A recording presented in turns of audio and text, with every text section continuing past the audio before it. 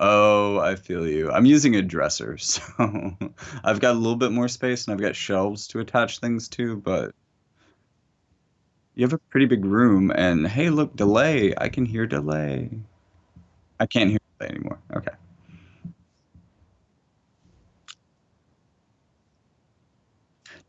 Oh, sorry. hmm hmm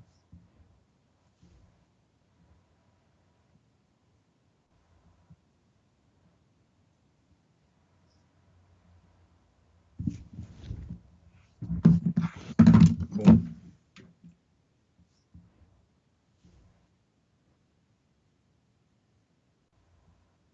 Give me 1 second. I have gone all this time without verifying my email address. I told you I don't even really watch Twitch that much. I don't really have the attention span. Like I like really curated artistic videos as opposed to just watching people talk for extended periods of time. I don't mean to it just I don't have the time for that.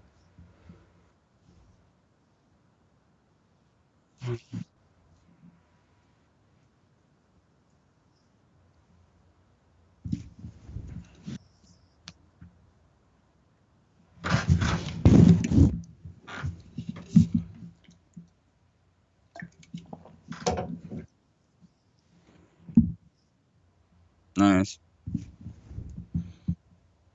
100.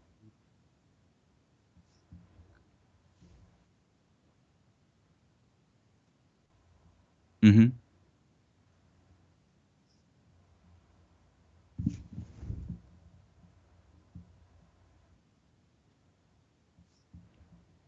What do you mean? Of course that's the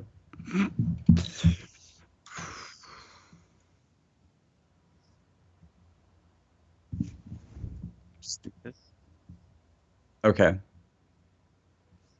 So chat's gonna get all up in my face.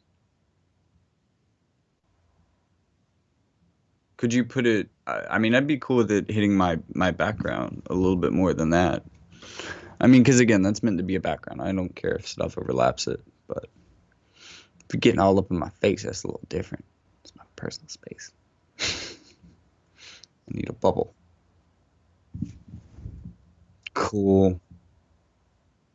Yes, no aesthetic. Nice, nice. Thank you. I was trying to channel some Bob Ross for that. I really like. I painted that watching a Bob Ross video. Yeah, fucking palette knives are the shit, dude. No, seriously, artistically speaking, get some good equipment and then just paint to a Bob Ross like cooking to a cooking video. It's amazing. It's just though. That's what.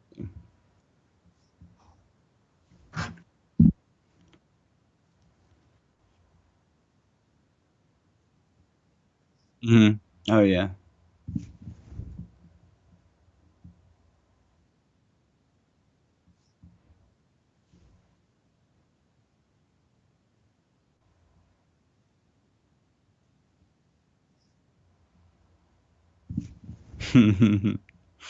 Yeah.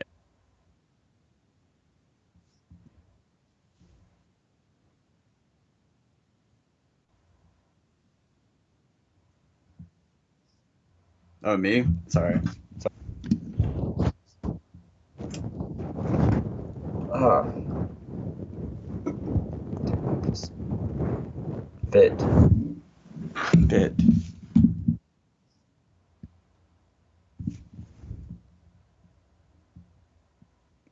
Why is my video on like such a delay, or am I not live? I can't tell because I can't hear it. Whatever. I guess. Um,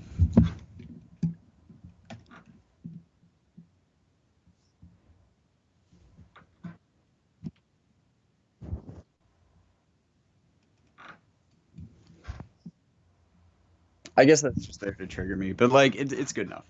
It's not a problem.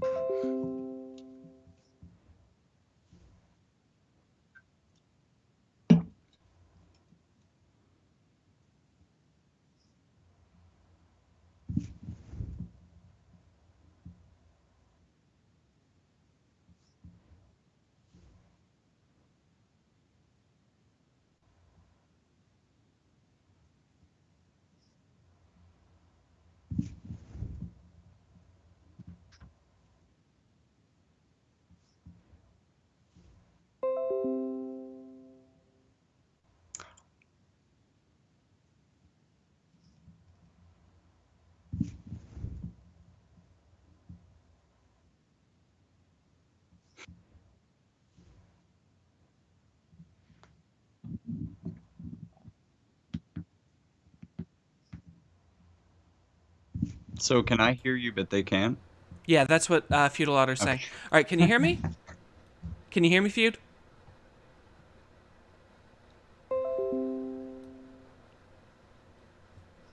Just came through. Fantastic. All right, so from what I understand, and now I'm just wanted to say, if you're in England, yeah, definitely. Yes, yes, definitely people should be getting out to vote. So, Feudal Otter, you're saying that a lot of online left. So, what is your take then on voting labor? Because from what I understand, voting Jeremy Corbyn is like a really big important thing for the UK left. I don't know if you have Yeah, anything on that one, Jackie. yeah, no, that's my understanding of it too. I just saw a video. I'm trying to remember what platform it was on because I was very specific not to watch it if it was on YouTube, but it was a comparison of Labor and the Conservative Party, and that might maybe missing a lot of nuance, a lot of other parties. Oh And yeah, again, I'm an American. I don't know that much about UK politics, but it was really in depth. It was like a solid 20 minutes long. It covered so many positions and policies, and the at least in comparison to the conservatives, which probably isn't saying anything at all, they're so much better that I could be okay with that conditionally. I mean, just admitting my own ignorance, but it sounds good to me. all right. So, okay. So, but my seat is a marginal between Tories and Lib Dems. Okay, okay. So we don't have a presidential systems. Our votes don't count for anything outside of our own constituencies. Okay, so your constituencies are regional, then Feudal Order.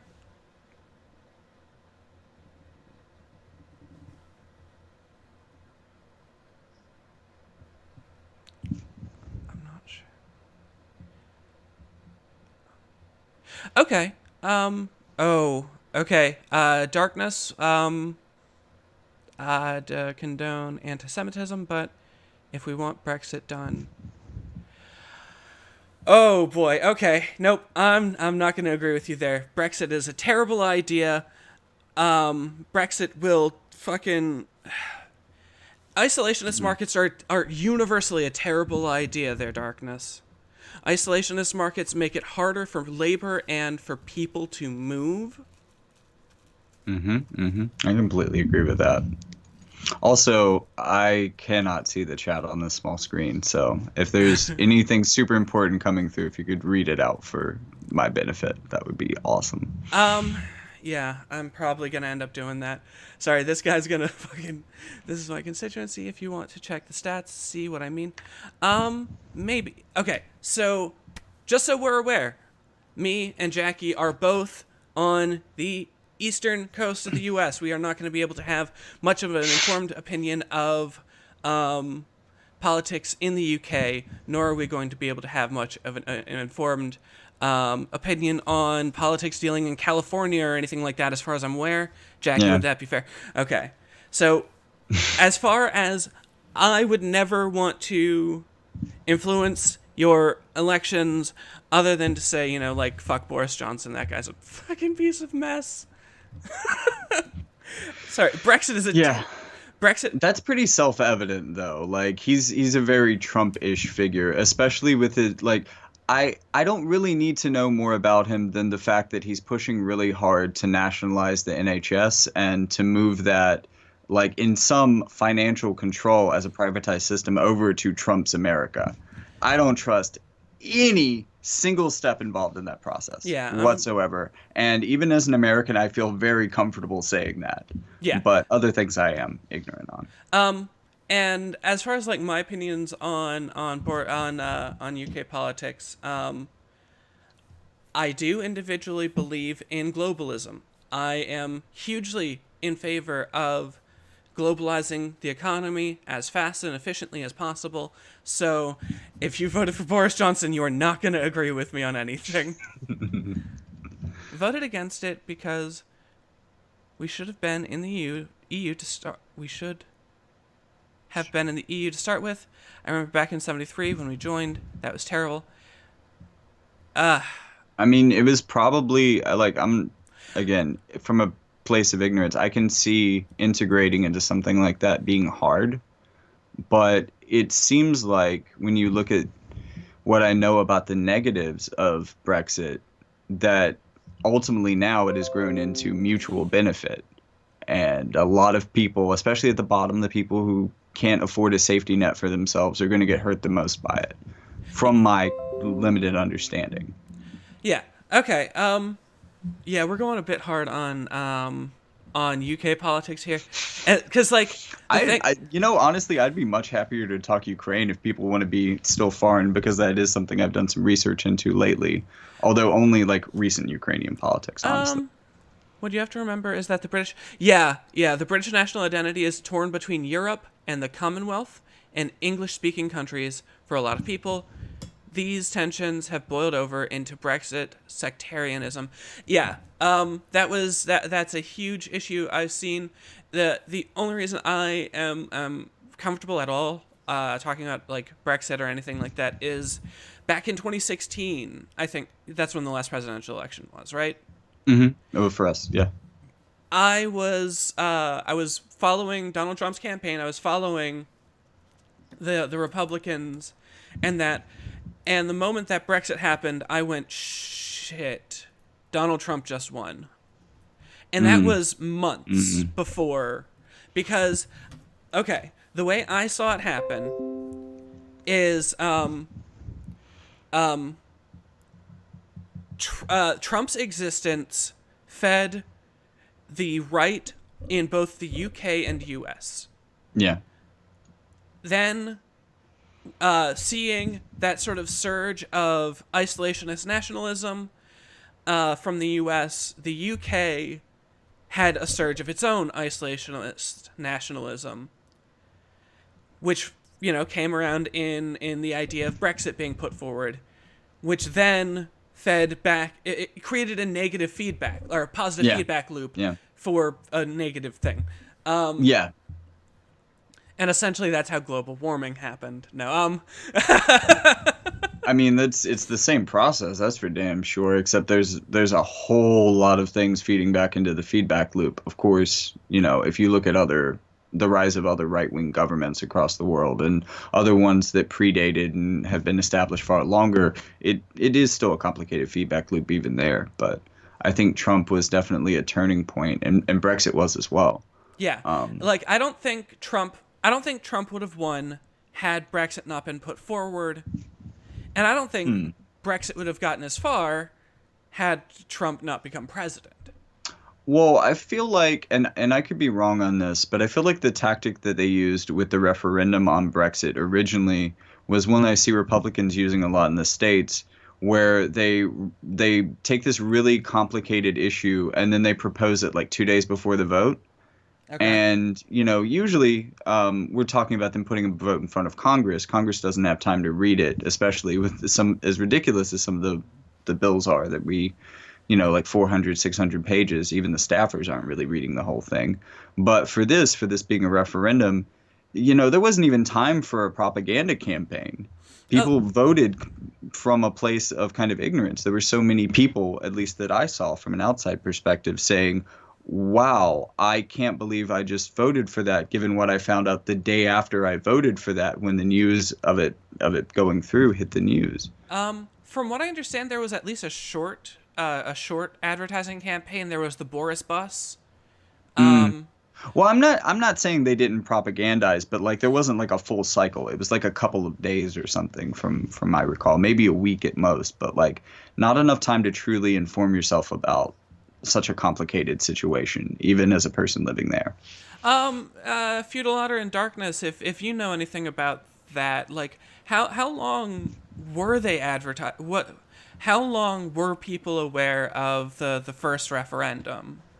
Um, when y'all voted for it.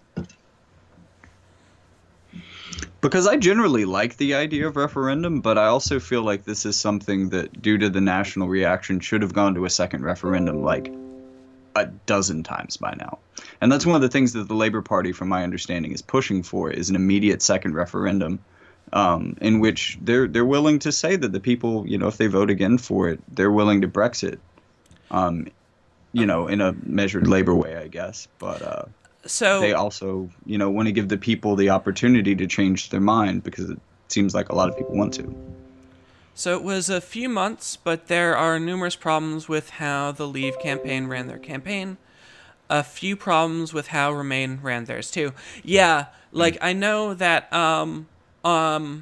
in the Leave campaign there was there was the Brexit bus, right? The Brexit bus was like this huge sort of moving billboard saying how there were going to be hundreds of thousands of dollars leaving the EU, just plastered along the side of the damn thing. Mm, The biggest problem was big the yikes. Leave encompasses tens of different possible types of styles of leaving. Yeah, Yeah. like Jeremy Corbyn, from what I was. Okay, so this is. I've heard conflicting accounts on this. Jeremy Corbyn originally was for Brexit, but like I said, Whoa. I've heard a lot of conflicting accounts on that. Oh boy. Okay. And to be fair, he could have been for a very, very different type of Brexit than even the proposals that we've had. Right. I Where Boris Johnson appears to be like all in favor of just a hard, like it just drops. That's it. That's all there is left. Is in a tough spot because a lot of traditional Labour voters voted for Brexit, but the Labour membership voted against it. Broadly speaking, uh, manufactured consensus among positions that are actually distinct from each other. Yeah, yeah, I guess. Yeah, Jeremy Corbyn does. Okay, so, correct me if I'm wrong on this. Jeremy Corbyn is. I'm gonna put this really, really harshly. I'm gonna put this really, really badly. Jeremy Corbyn is okay with being a mouthpiece for the people. He's essentially looking to set himself up mm, as the people's puppet. And I like that's the harshest way you could imagine putting it, but I mean, I actually kind of dig it. Like it does sound, I don't know, the terminology that you're using sounds kind of a little bit weighted, but right, I like that idea. Like the problem with representative democracy is that you vote for a person instead of like a vehicle of your power. You're too far removed from it. And being a mouthpiece for the people would, as much as one can, because something's always going to be filtered through yourself and your ideology. Like, Jeremy Corbyn's probably not going to go up there, and even if 60% of the UK said, okay, genocide, he would probably say no. I really hope, that there are logical limits on it, but I like the idea in general, not yeah, not of a mouthpiece of the people. like that. I mean that's straightforward. That's straightforward Marx. Tyranny of the proletariat. I mean, But I would I much prefer that there weren't a mouthpiece required, that there was an apparatus for a people's mic instead. But what are you gonna do? yeah, and that's one of the discussions we wanted to get into, wasn't it? Was very Hmm. specifically I mean, anarchism. we're still a little early on when we Okay, tell people to show up. okay, But yeah. I we'll hold off on that one, but so, do you know much about the situation with the last election in Ukraine? I don't know anything about the Ukraine. Wait, I anything? Like anything at all? Like even just really stupid basic stuff? I don't even know where it is on a map. No. Um, I'm not entirely sure. It is Sorry. south of Russia. Like I'm pretty sure it borders Russia, but that really isn't descriptive because Russia is very wide. Yeah. Um, but so there was this TV show that started in 2015, and their election cycle is a little bit different than ours. Their most recent presidential election happened early 2019. Well, not early. It was like April through May or something. They vote for like 2 months. Um, so they're a little bit out of cycle with us. So it wasn't with the a lot of the presidential elections in the news cycle, so it kind of got overlooked. But back in 2015, they started a show called Servant of the People that was about a history teacher who mouths off and gets a video of it posted on YouTube. And then the people just kind of urge him to run for president because of what he said. And he Oh wins in this no. massive landslide that no one saw coming. And Oh. the actor Volodymyr Zelensky, who played Vasya, I can't pronounce Russian names very well, but that plays the main character, is actually the person who ran for president and won most recently, who is embroiled in this whole mess with Donald Trump. Oh And like, no. the more you look into it, the more absurd it gets because like he ran as a part of the Servant of the People Party, which was established in 2018, right before the election, like maybe 6 months before the election. When he was named, he did his announcement. This is a good one to talk about. He did his announcement on New Year's Eve night. In Ukraine, they have a tradition at about 11:45, right before New Year's Eve happens. They let the president do like a 5 or 10 minute kind of State of the Union speech.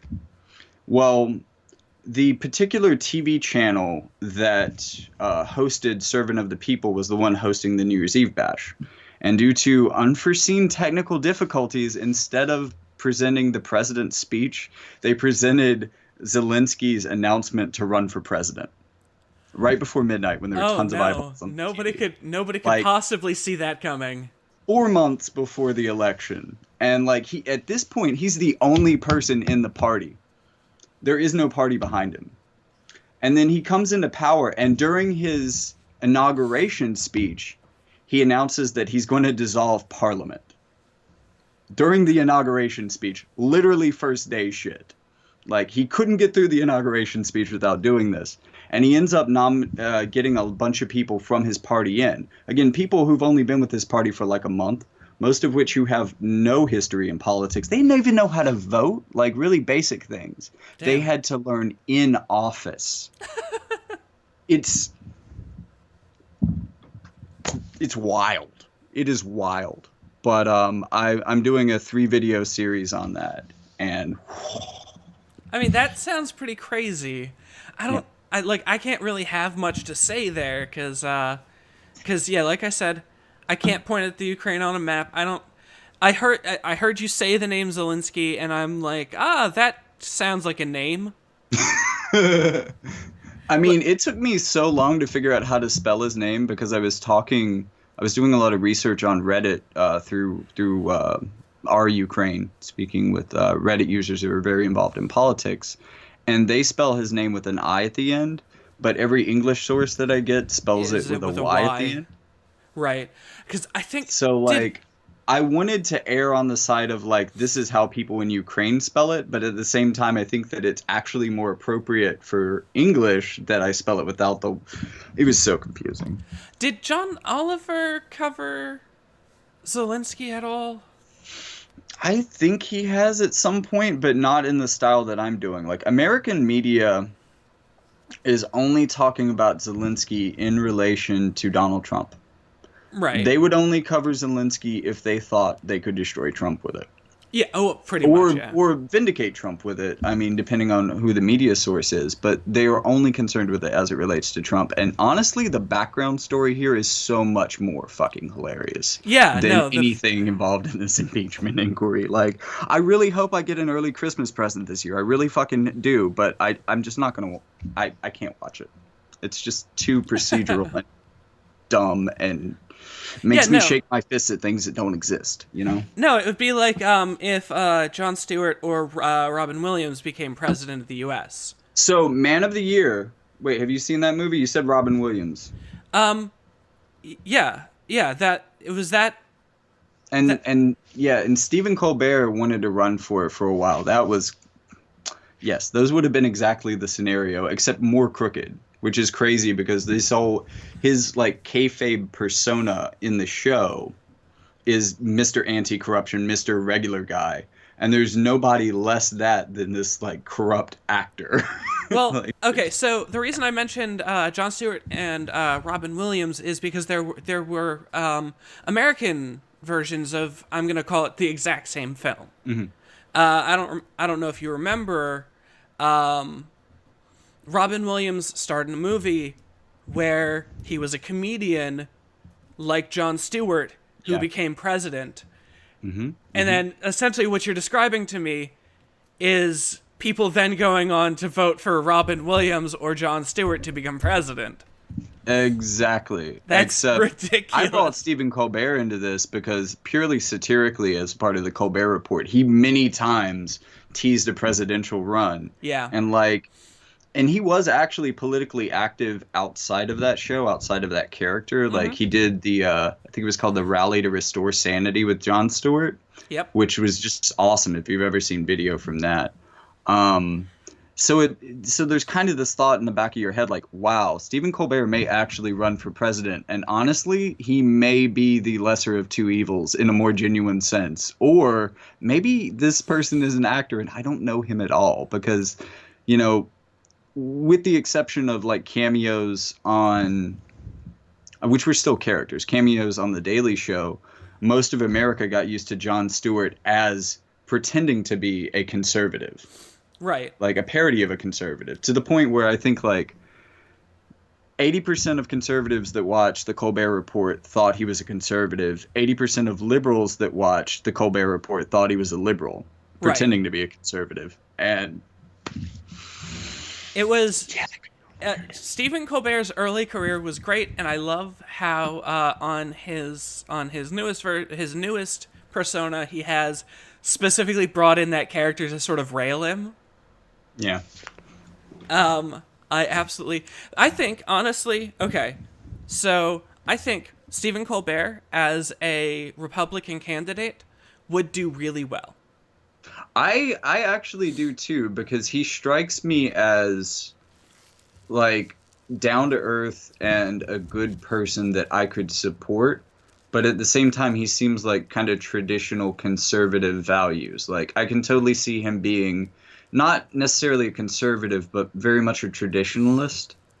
I think that comes from I think he's Catholic. He references his faith a fair amount. Yeah, I he think he it kind grew of up comes from that Catholic. upbringing that he is more of a traditionalist. And I think that conservatives could get behind that, but he also wouldn't be necessarily, again, unless I'm like getting the kayfabe of his character confused with who he is as a person, because it, especially for a time, it was rare to find him in interviews out of character.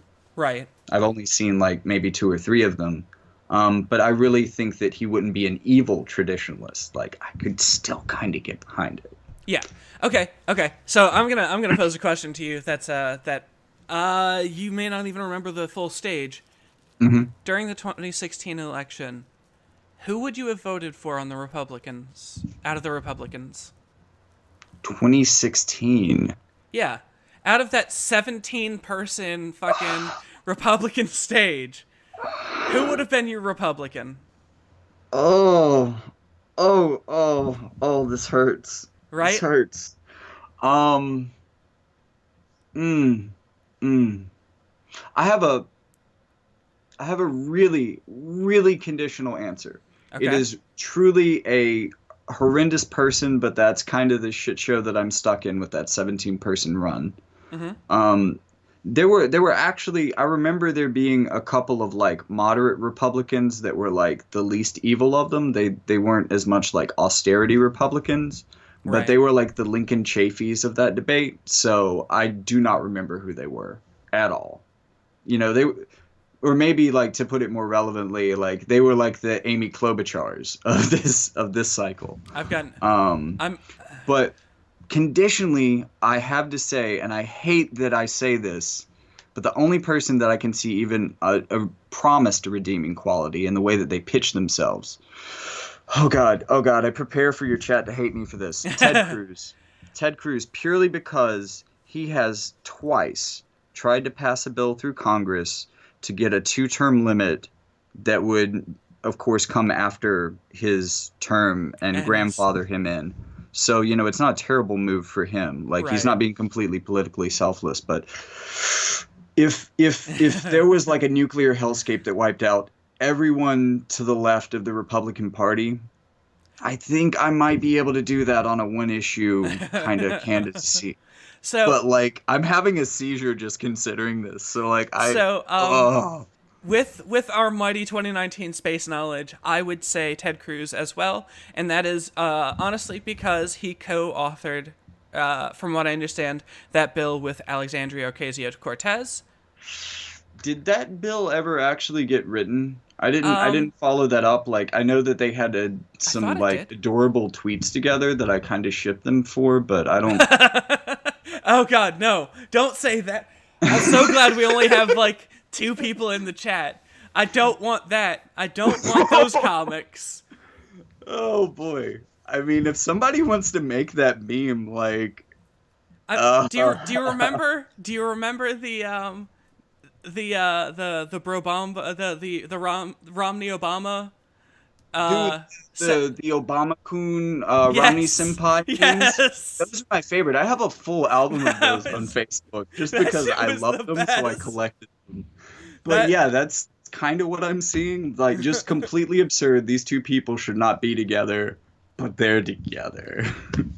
no, no, we're not doing that here. Oh man, that is so ridiculous. I fucking love it. Um oh man, Romney senpai. But Ah, that whole story actually encouraged other Republicans to reach out to her. And one of the things that I love about Bernie Sanders, it doesn't get mentioned. You know, when Joe Biden is on stage talking about reaching across the aisle, Bernie Sanders has repeatedly written bills and then handed them off to Republicans he trusted and said, "I don't want my name on this. mhm. I put my name on this, the Republicans will not vote for this, and this needs to get passed. Will you be the sponsor for this? Will you find co-sponsors for this?" It's happened time and time again, and he absolutely doesn't want credit for it. Maybe for political reasons, maybe for humility, but that's what we need. That's why I'm a Bernie bro over Yang. I know that you love the UBI. But Yep, and that's one of the ones that we're definitely going to get into because I am on that front. I'm going to admit I'm probably a single issue voter. I'm going to say this and it's going to sound re bad, but I think any UBI is better than no UBI. I don't I don't know that. No. No, I don't agree with that because I don't necessarily 100% agree with Yang's proposal. And I could see that being engineered to be much worse. Um that'll probably be the So I don't want to give myself that much. But there are definitely forms of UBI that I think would be absolutely crucial and that I would be a single issue voter for. um But not against Bernie Sanders. He's yep, and that's another one of those where we strongly disagree. I yeah. ooh, Yeah. I would love to see your attempted Bernie takedown. No, no, no, no, no.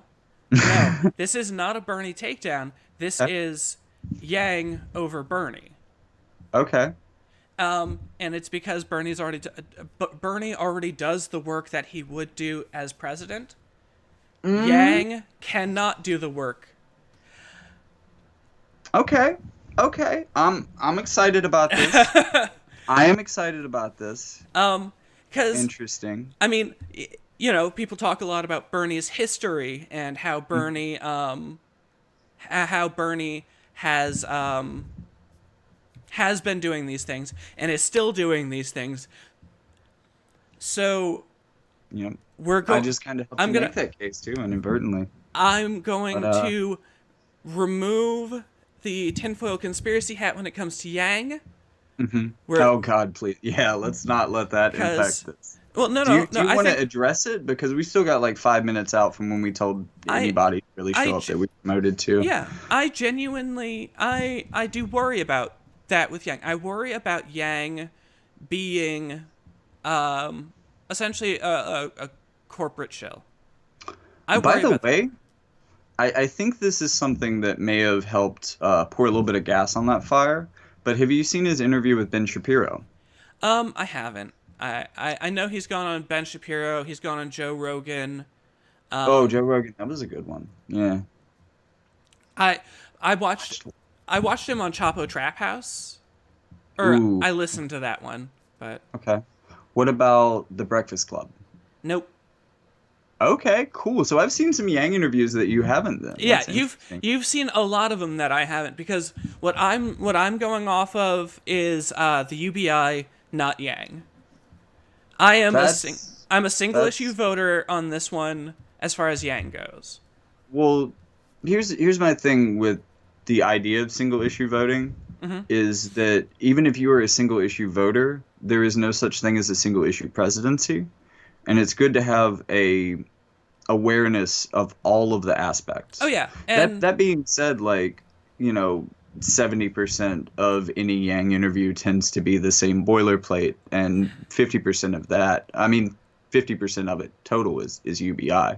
There's some more boilerplate that he rarely gets to, but also they tend to talk about his history, working with entrepreneurs.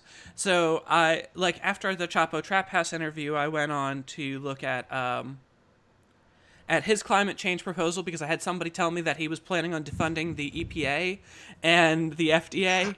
And so I start reading through his. was that true? Because like No, he's got like 1,000 proposals on his website or something he's got absurd. he's got 150 different policy ideas. I hate That's still a I lot. So Yeah.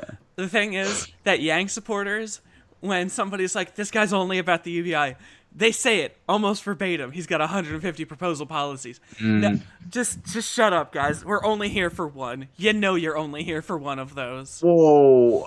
I No, mean, I'm saying the Yang supporters are. no, I mean, I get that, but like, I still feel like that is a really bad rebuttal because there's no way that I'm going to agree with 150 different things. Um, so like, that's just a sign of like, well, oh, this is going to be easy to find shit to talk shit about him, like ways to poke holes, because there's bound to Oh, be like 50 bad ones or 50 absolutely, just poorly thought out ones.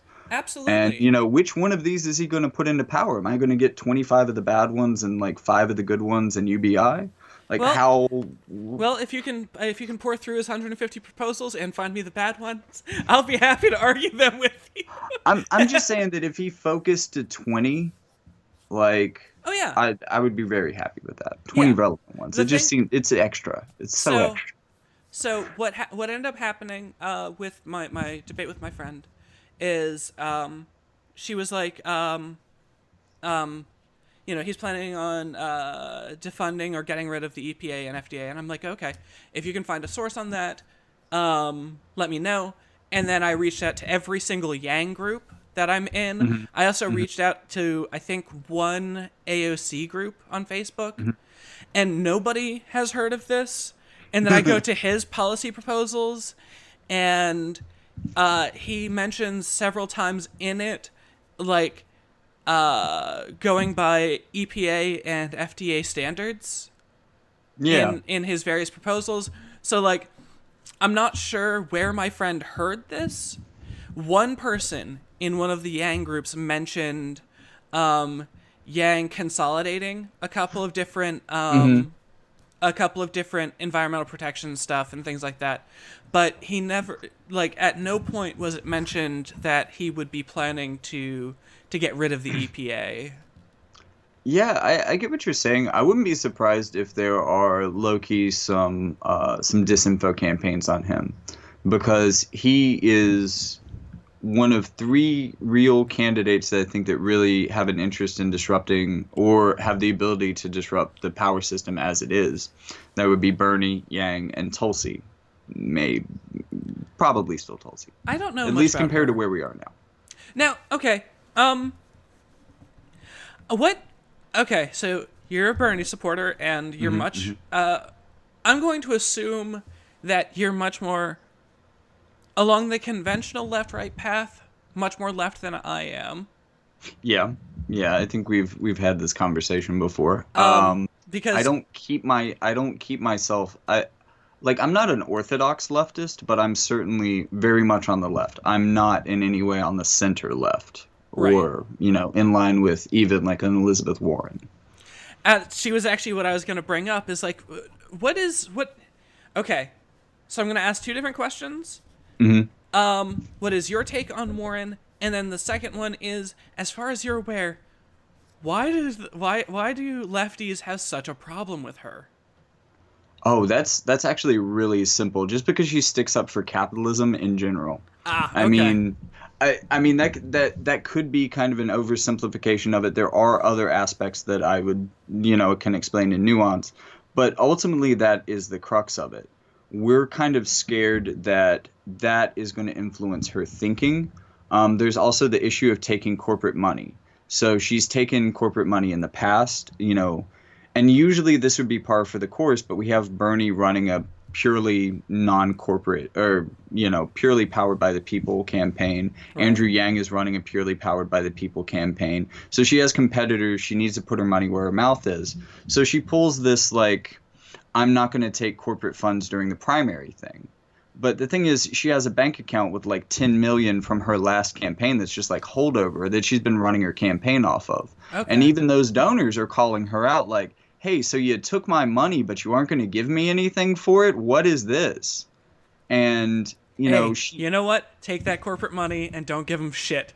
I mean, to my knowledge, that's the way that she's doing it, but No. there's enough general skepticism of capitalism from the left that we're really worried that there's some sort of a backroom deal because this is essentially our experience of politics as usual.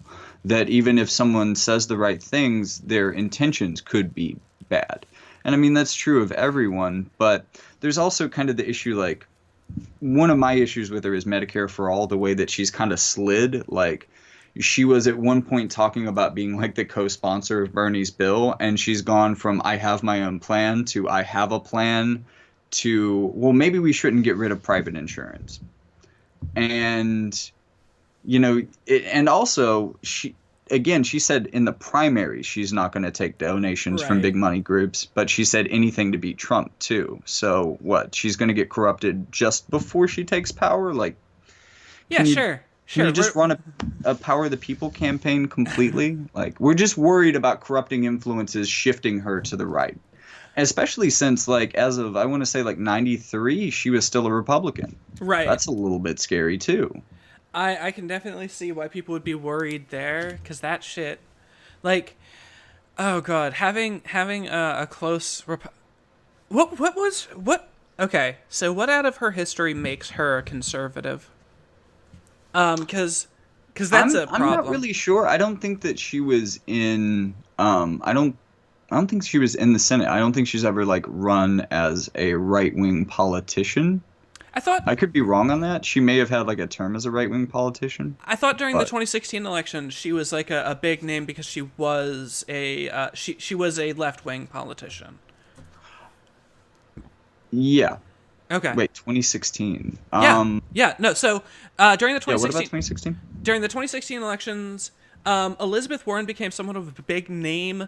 Um, she was not running Yeah. in the Democrats, but I remember her name coming up all over the damn place. Matter of Well, fact, before she got kind of one or two debates in and started seeing herself as having to draw a distinction between herself and Bernie because they were very similar at the beginning, she did portray herself as being very, or at least like soc dim, maybe not even dim soc, but like soc dim. right.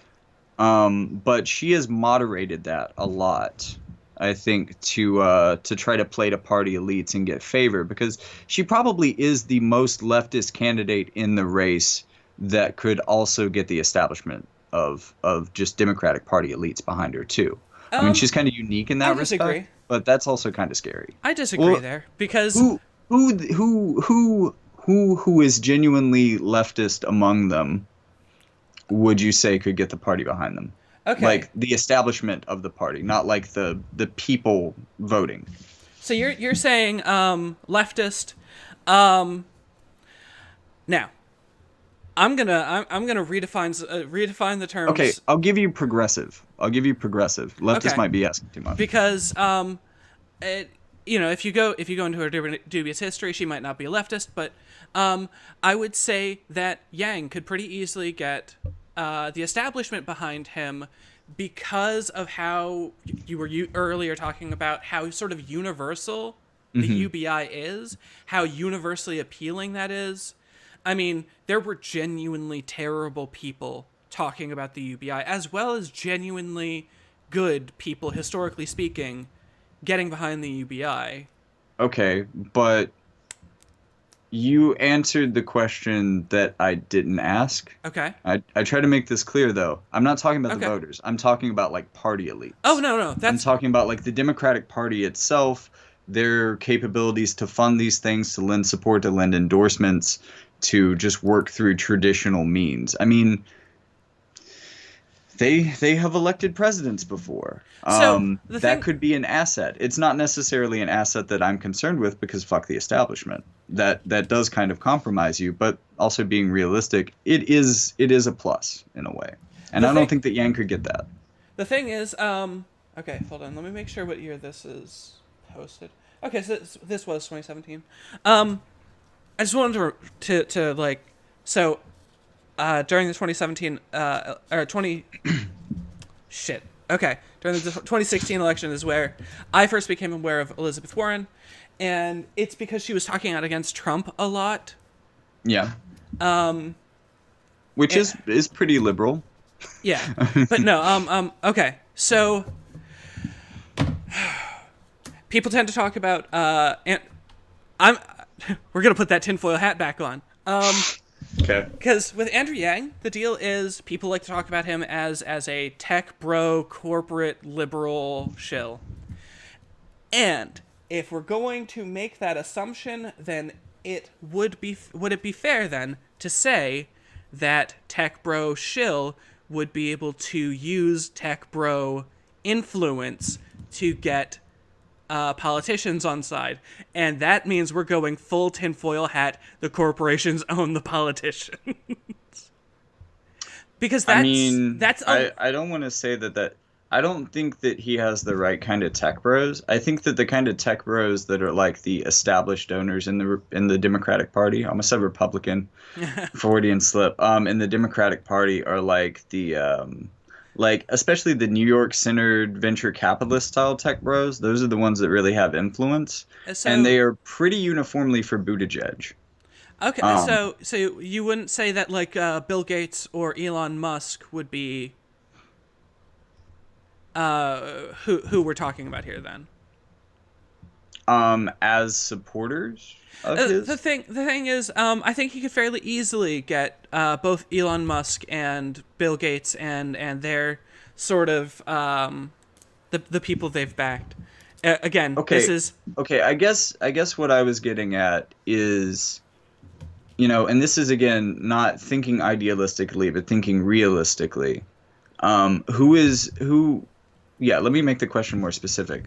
Out of the progressives in the race, who do you think could actually get, say, like Adam Schiff, Hillary Clinton, Nancy Pelosi, like the hardline Democratic establishment to actually support them? Because I don't think it's Yang. Like, I don't think that no, they're no, even yeah, going to okay, consider someone who is not a politician, who doesn't have a pedigree in that way, who they don't have experience exerting control over. Like, they don't know if Yang is going to be a loose cannon. But right, Elizabeth okay, Warren, she's been a Democratic senator for a long time. They know they can keep her in line when they need to. So, that's why I feel like she's the only progressive or the most progressive that would still be able to. I mean, like, she's got campaign advice from Hillary Clinton. She's practically at one point got a Hillary Clinton endorsement. hell yeah, So, thick Zeke. like, I mean, she could run that. Not that I actually personally think that a Hillary Clinton endorsement is a good thing, but there are people who do. Right. Because again, remember, she won the popular vote. Like, that still means something to a large part of the Democratic voting base, as well as definitely the elites. Yeah, no, her. I definitely. I guess. Ultimately, I do actually agree with you. I was just sort of shit talking there I for. mean, to be fair, I agree with you too that, like, if we're not talking about like the shitty elites that I don't like, that Yang does have a good opportunity to get a really broad coalition because of the whole idea of universal policies. Right. The but hey, I mean, we're at like 12:12. Do you want to start getting into some meat and like looking at some of this stuff a little bit? You know, I feel like we prefaced it enough. Okay. I know we said between 2 and 2:30, so I feel like this has been a good warm up. Oh, here we go. Here's a good comment. Thick Zeke. Yang's UBI isn't even universal. It certainly is, my friend. You can, No, it's not. No, it's not. it That's what I was absolutely gonna get you on. is. It absolutely is. What are you talking about? If it's universal, then why would my mother not get any benefit out of it She as a definitely person would. who's on disability? So No, she wouldn't. She would have to pay an increased VAT tax for no money in pocket. It would be a net loss to her and anyone else on how much does any. she get a month? Okay, she gets like 980 a month. 98. Ugh. She gets close to 1,000, but just under it. Really? She would get a $20 bump from this, And then and get a the VAT. 20% tax increase, which would not balance out. Okay. Okay. That is the biggest leftist critique, I think, for the UBI is that it's not universal. It And excludes. And hold up. I take that all back. She has food stamps. She would lose money going into the UBI. She'd have to give up the food stamps yeah. too. Any other sort of government benefits like that, she would have to lose. So it is universal in a sense, but it isn't universal in the way that it lifts up everyone equally, because people who are on any sort of government benefit are not lifted up equally. And honestly, those are the people who need it the most. Creating a baseline, I'm all for, but I don't think that we. Okay, so specifically for me, I could see factoring out, say, food stamps, because you can definitely buy food for a single person for $1,000 a month. Fine. But Social Security is a retirement program. This is something that people paid into as an investment. They were forced to pay into as an Wait. investment. Wait. Real quick. Yeah. Is the UBI? Can you not get your Social Security at retirement if you No, get the UBI? no. Social Security retirement, as well as Social Security disability, which is also Social Security retirement, you just get the option of taking it early, is not excluded. So overlaps, yeah, that's the biggest problem. You lose your retirement. Where does that come from? I don't remember That hearing anything about that. uh, Now you might I be, made a video about it like 2 months ago, man. Did you? I'm sorry you didn't watch my channel back then. Yeah. Hey, I don't It's my Yang Gang video. I mean, it was mostly positive, but like I did point that out as being the most solid leftist critique. I mean, there's some tinfoil hat stuff, right. kind of leftist side too, that I don't ascribe to being unorthodox, but yeah, I think that's a really strong point. UBI And is that's my bad. biggest problem in saying that I universally think any type of UBI would be an improvement, because if you're screwing over people who are disabled, who don't have the opportunity to get an additional income going, or people who have already retired into a system that they paid into their entire lives, that's just screwed up, especially since we required them to. That would just be screwing them for no discernible reason. All right, real quick, I'm gonna respond to this person who said, "Thick Zeke in the chat. UBI is bad because it gives a cash handout, which can be buffered by the market. People need democracy within the workplace, which, let me tell you, friend, the workplace is not going to be an issue when automation comes through and wipes out most jobs.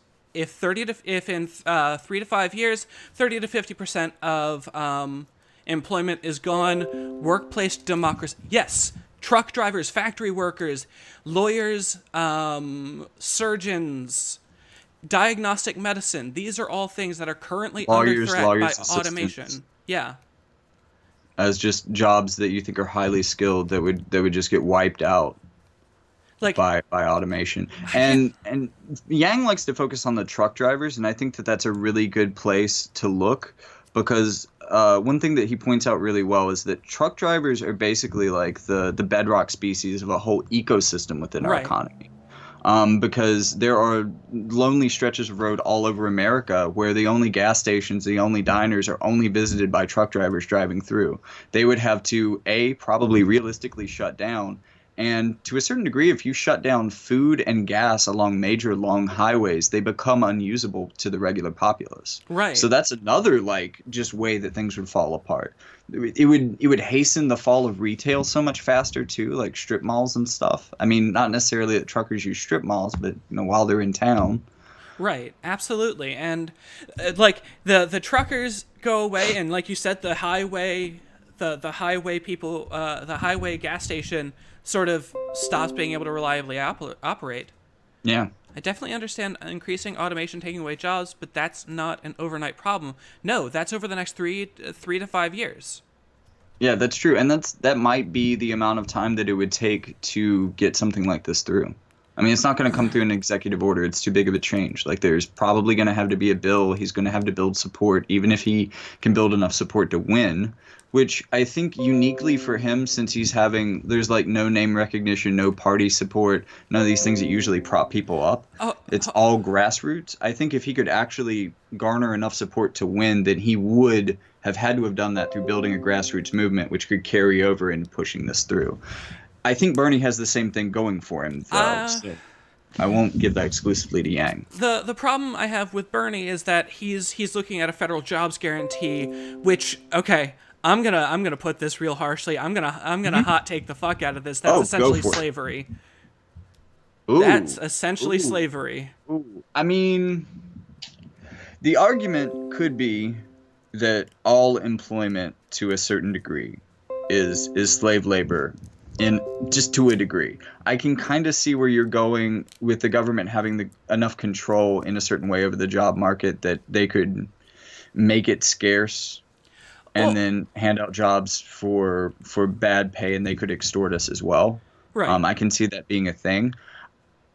And I could see that being a thing that would be unintended by Bernie that could happen if, Trump #2 comes in 4 or 8 years later and Right. kind of tweaks it.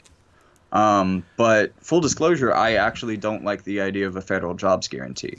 Yeah. So my ideal ticket would be, I think that actually Sanders Warren, and I was more keen on this at the very beginning, would be really solid. I Yep. think that, just looking realistically, that would probably be the best I think because they do complement each other pretty well. I think But I Yang think that Bernie would Sanders be great. Yang with like UBI slotting in where the universal jobs guarantee or the government's jobs guarantee would be my ideal ticket. Yeah. Yep. That would be honestly, and it okay. We only have 3 people, which means Thick Zach's probably the only one in the chat. So this isn't gonna The come one man across, Yang gang. huh? One man Yang gang. Well, he's not. Yeah, I don't think he's Yang. One oh, He's coming across like a Bernie supporter. Which, by the I'm way, cool with. yeah, no. By the way, Thick Zeke, we are both here supporters of Bernie. Actually, like, while Yang will be president in my heart, Bernie will probably be president in the polls. Yeah, I've loved Bernie. I first came across Bernie during Occupy, so I'm a little bit of a Bernie hipster as far as Bernie Okay. bros go. Like I've been watching his speeches to Congress. That was how I got in. Just hearing someone speak that impassionedly about what people were saying in the streets in protests that I were going to. Like the speeches delivered at big movements mirrored what Bernie was saying directly to Congress, and it was just like I Well, cried the first time yeah. because I've never heard the voice of the people spoken in the halls of power the way that Bernie did it, and uh, it was a blessing when he ran in 2016. Like it just really touched me, and I hate what the DNC did to him. That's one of the reasons that even maybe having a little less information on her, I would be kind of happy with Tulsi Gabbard not at least fading out. Maybe even VP. That's probably my third list, like Sanders Gabbard. But she was like a chairwoman of the DNC. She was really high up in the party, the vice chair, actually. And when they did that to Bernie, she just cut rank and dropped out Okay. and joined our revolution and took a primary role in Bernie's like organizing for a little bit. We're And that's powerless. why, by the way, Clinton is attacking her now. She feels like she's attacking everyone that she thinks she can blame. I fucking hate. Oh god, I wish Hillary would just shut the fuck up and go back into her cabin in the woods. Yes, please. George So, Bush too. I'm getting so sick of seeing his redemption arc. Like who? George Bush. Oh, that. Yeah, okay. Listen, he can just go back to his oil fields and his farms and play with his dogs there. Him and Jeb just go back out to the oil field, take their dogs, and go play. Just Okay, let's see. Thick Zeke, I'm less about social liberty, more about economic liberty, since, in my opinion, we're powerless if we aren't on an equal playing field. I'm more than happy with the progress social issues have come in the last few decades, but we've economically declined so Yeah. far backwards. Then you should be in favor of Yang. Well, that would be a really good way to kickstart it. Um, Bernie is a lot more about putting democracy into things. Like Yeah, there's so Ber- many proposals that I Bernie love is that a I hundred cannot percent. focus enough on because Bernie is 100% about his social issues, and okay, so well, here's as they affect economic issues. Like he's for a workplace democracy plan that would mean that the boards of major companies would have to be like a certain percentage just lay workers. And it would be a large enough percentage that, they would be able to collectively outvote the super moneyed executive class and keep the interest of the workers in workplaces far more effectively than even I think unions could. Like okay, that is the most socialist thing that he has put out, in my opinion. It's the kind of socialism that people don't necessarily talk about. That is the right. most socialist proposal he has, and I think it's far more direct even than unions are, and I love it. Well, okay, so thick, yeah, Zeke, thick Zeke. Sorry, I've been calling you Zach this whole time. Uh, Top guy sees what I like about Bernie. Yeah, so top guy here is Jackie Jackie Fox, Fox. He is a fox. I'm not a guy. I'm a fox. ah, Very specific on that. but You can also use they, by the way, but I okay, prefer okay, fox. okay. So they are a content creator, and you said a writer.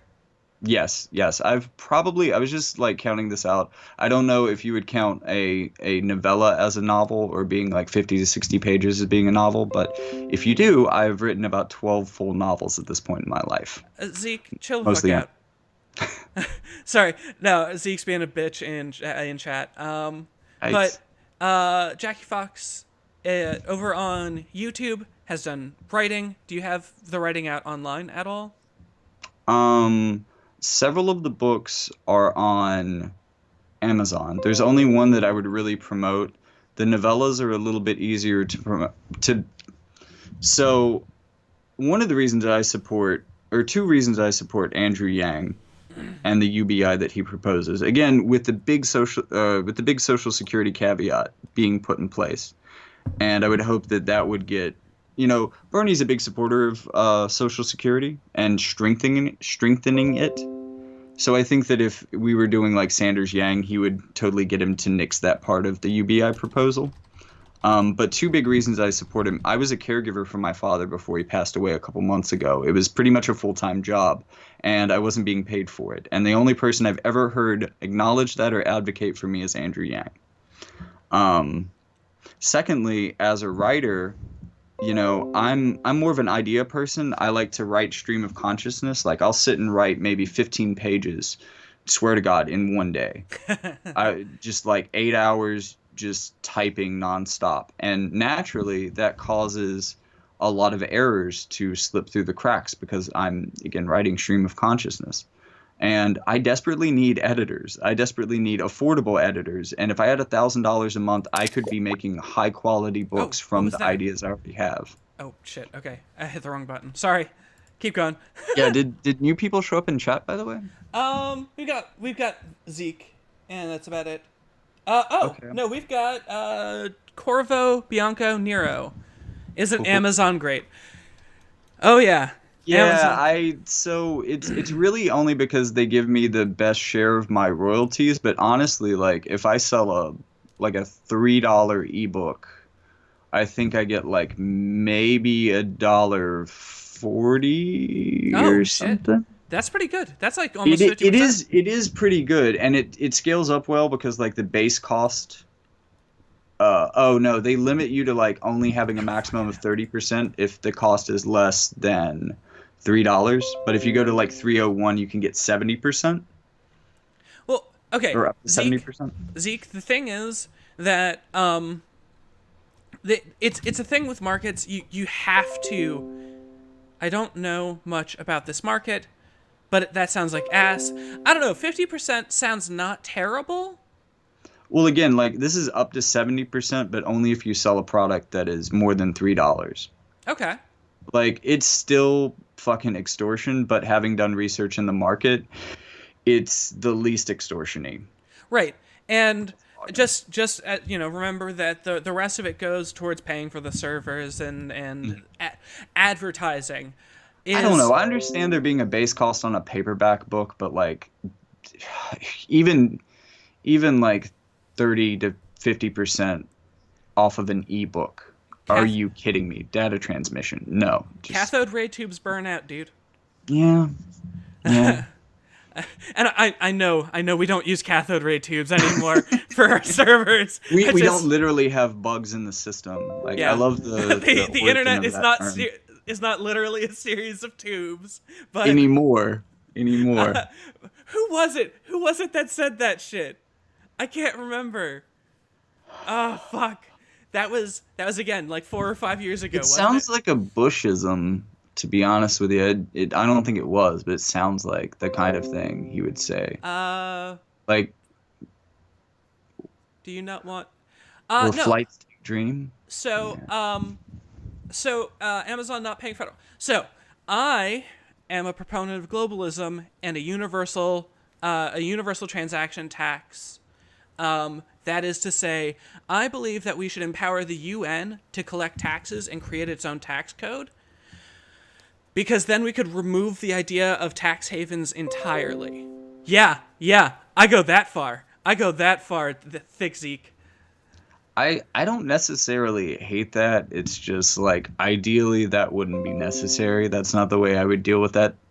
But Um, I like where your heart's at. so the thing I'm not is, sure that I would trust anyone with that much power, though, especially given our current system. Within oh, capitalism, there are a lot of things that I just do not trust inherently because so of systemic forces and pressures, but so I'm do you not do you entirely know against how that. the UN works now? Kind of. I absolutely do not, but I'm going to make some assumptions now. God. Sorry, sorry. Okay. So every nation gets it, it is a representative body right now. Hmm. Uh, oh, shut up, Zeke.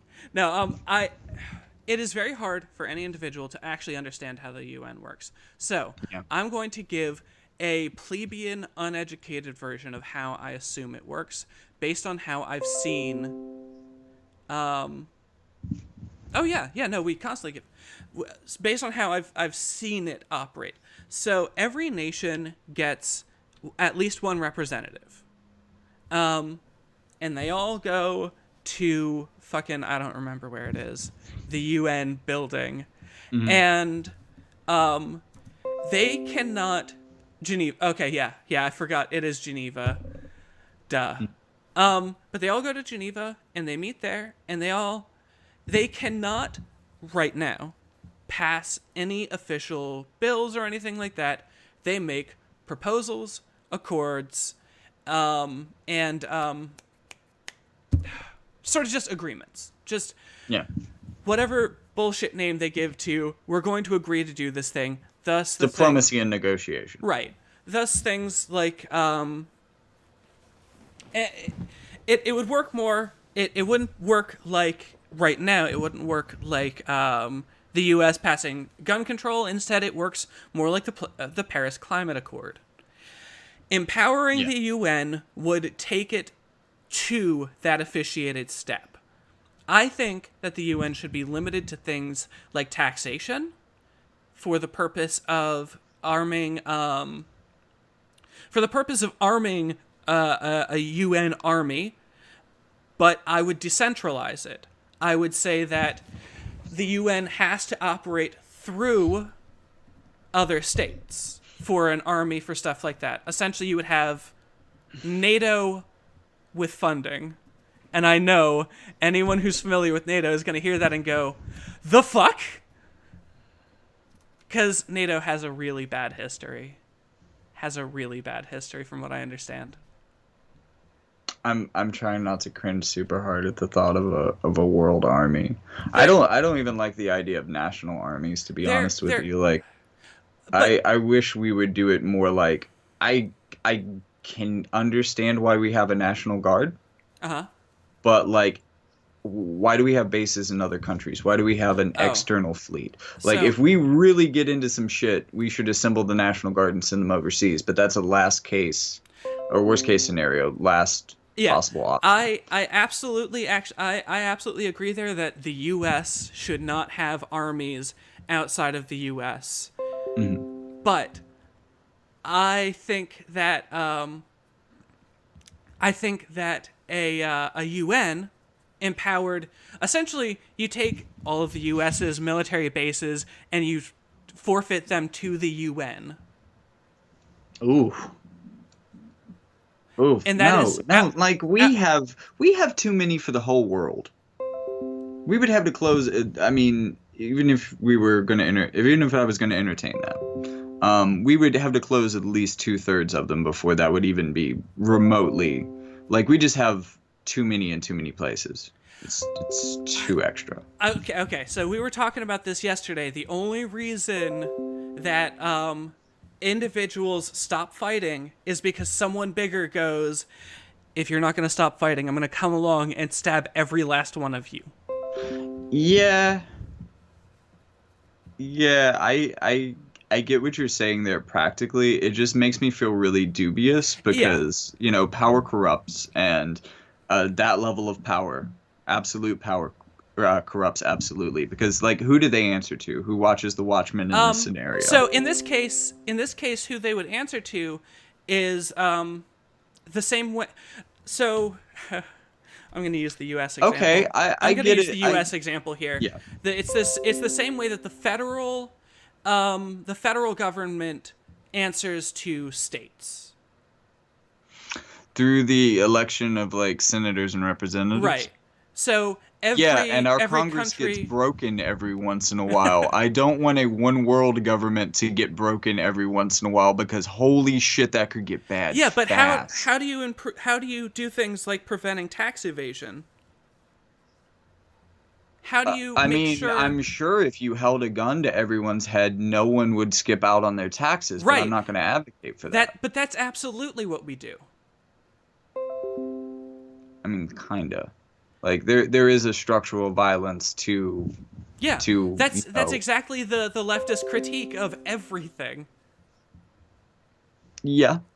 So, using that leftist critique, then the natural conclusion of history has a one world government. A democratically elected one world government, right?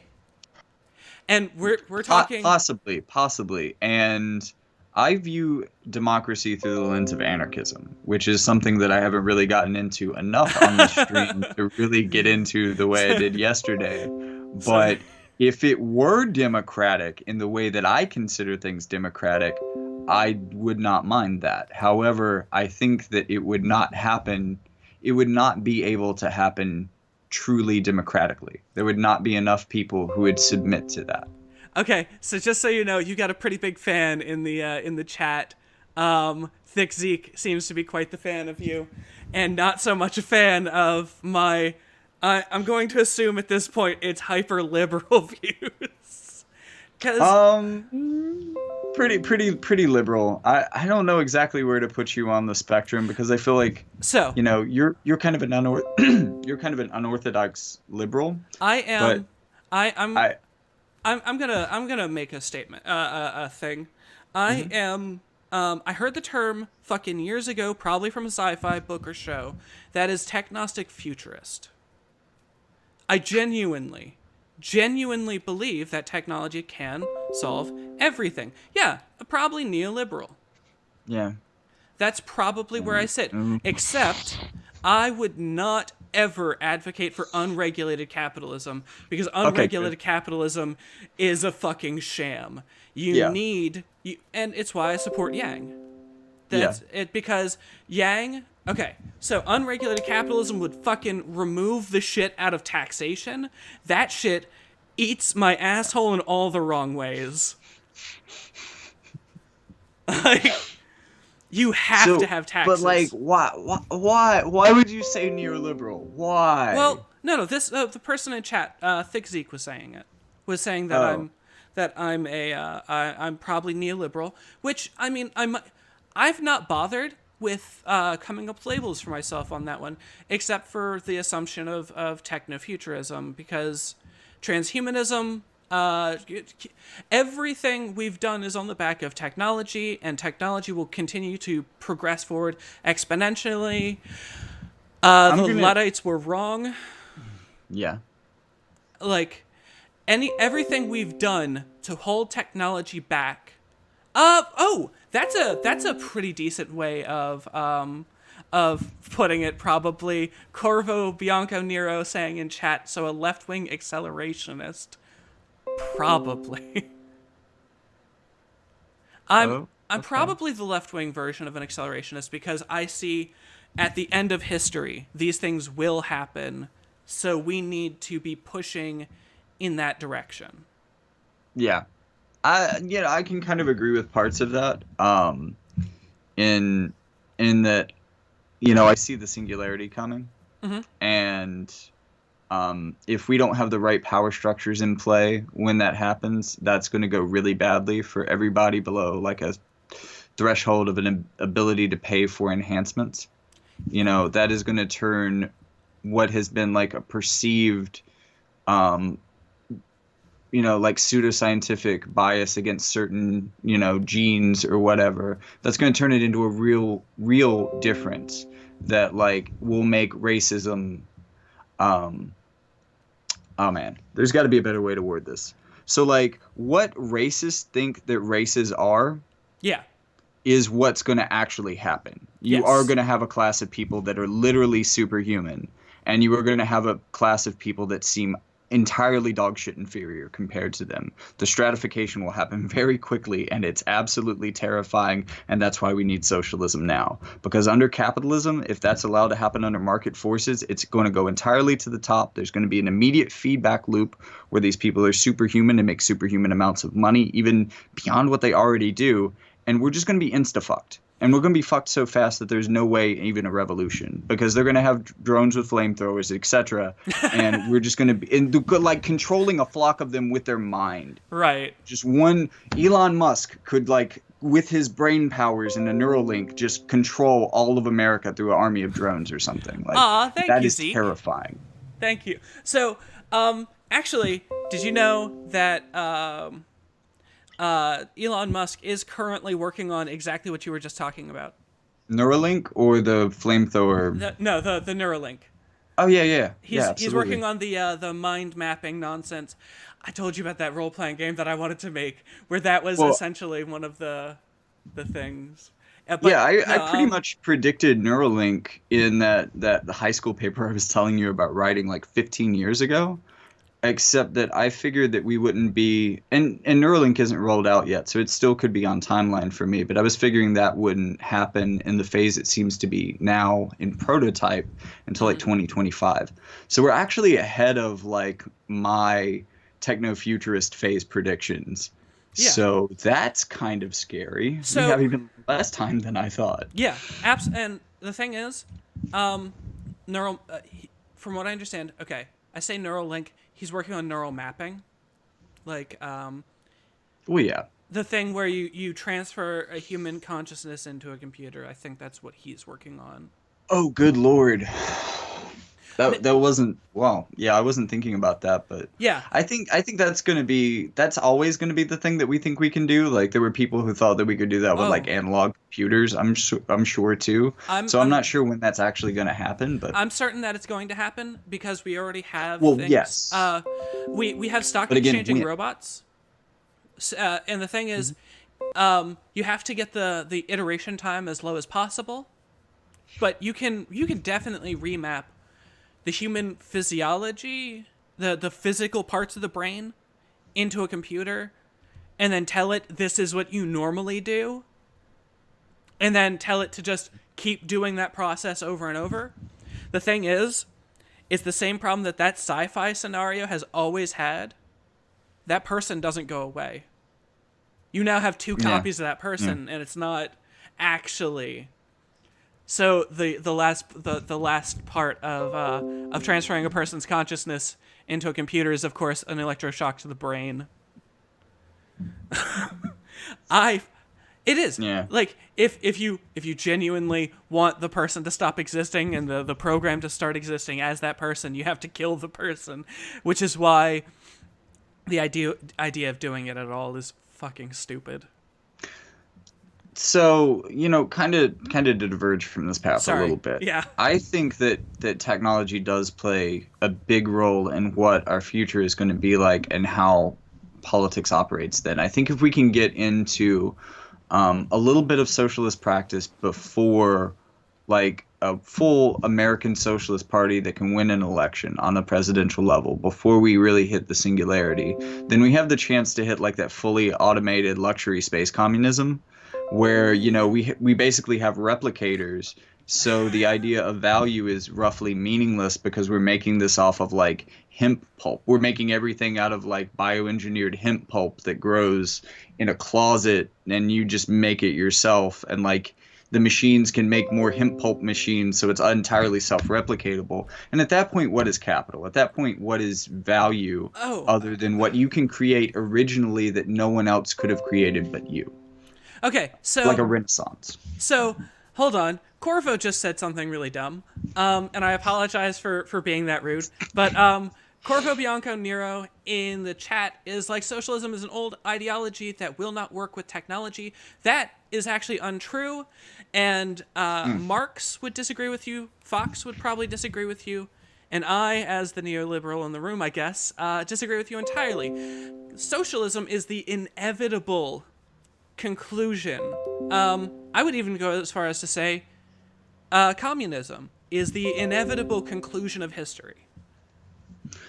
I think conclusion is even a little short-sighted. So, It when is certainly the next phase. so There when I may be a phase beyond it, but it's almost certain that we would have to go through communism to get out on the other side. so when I talk about the end of history, who was it? It wasn't Hegel, was it? Was it? I don't remember. There was legitimately Hegel, Marx, someone. I was watching Wisecrack at one point. And they were talking about the end of history. But the idea that after this particular point, no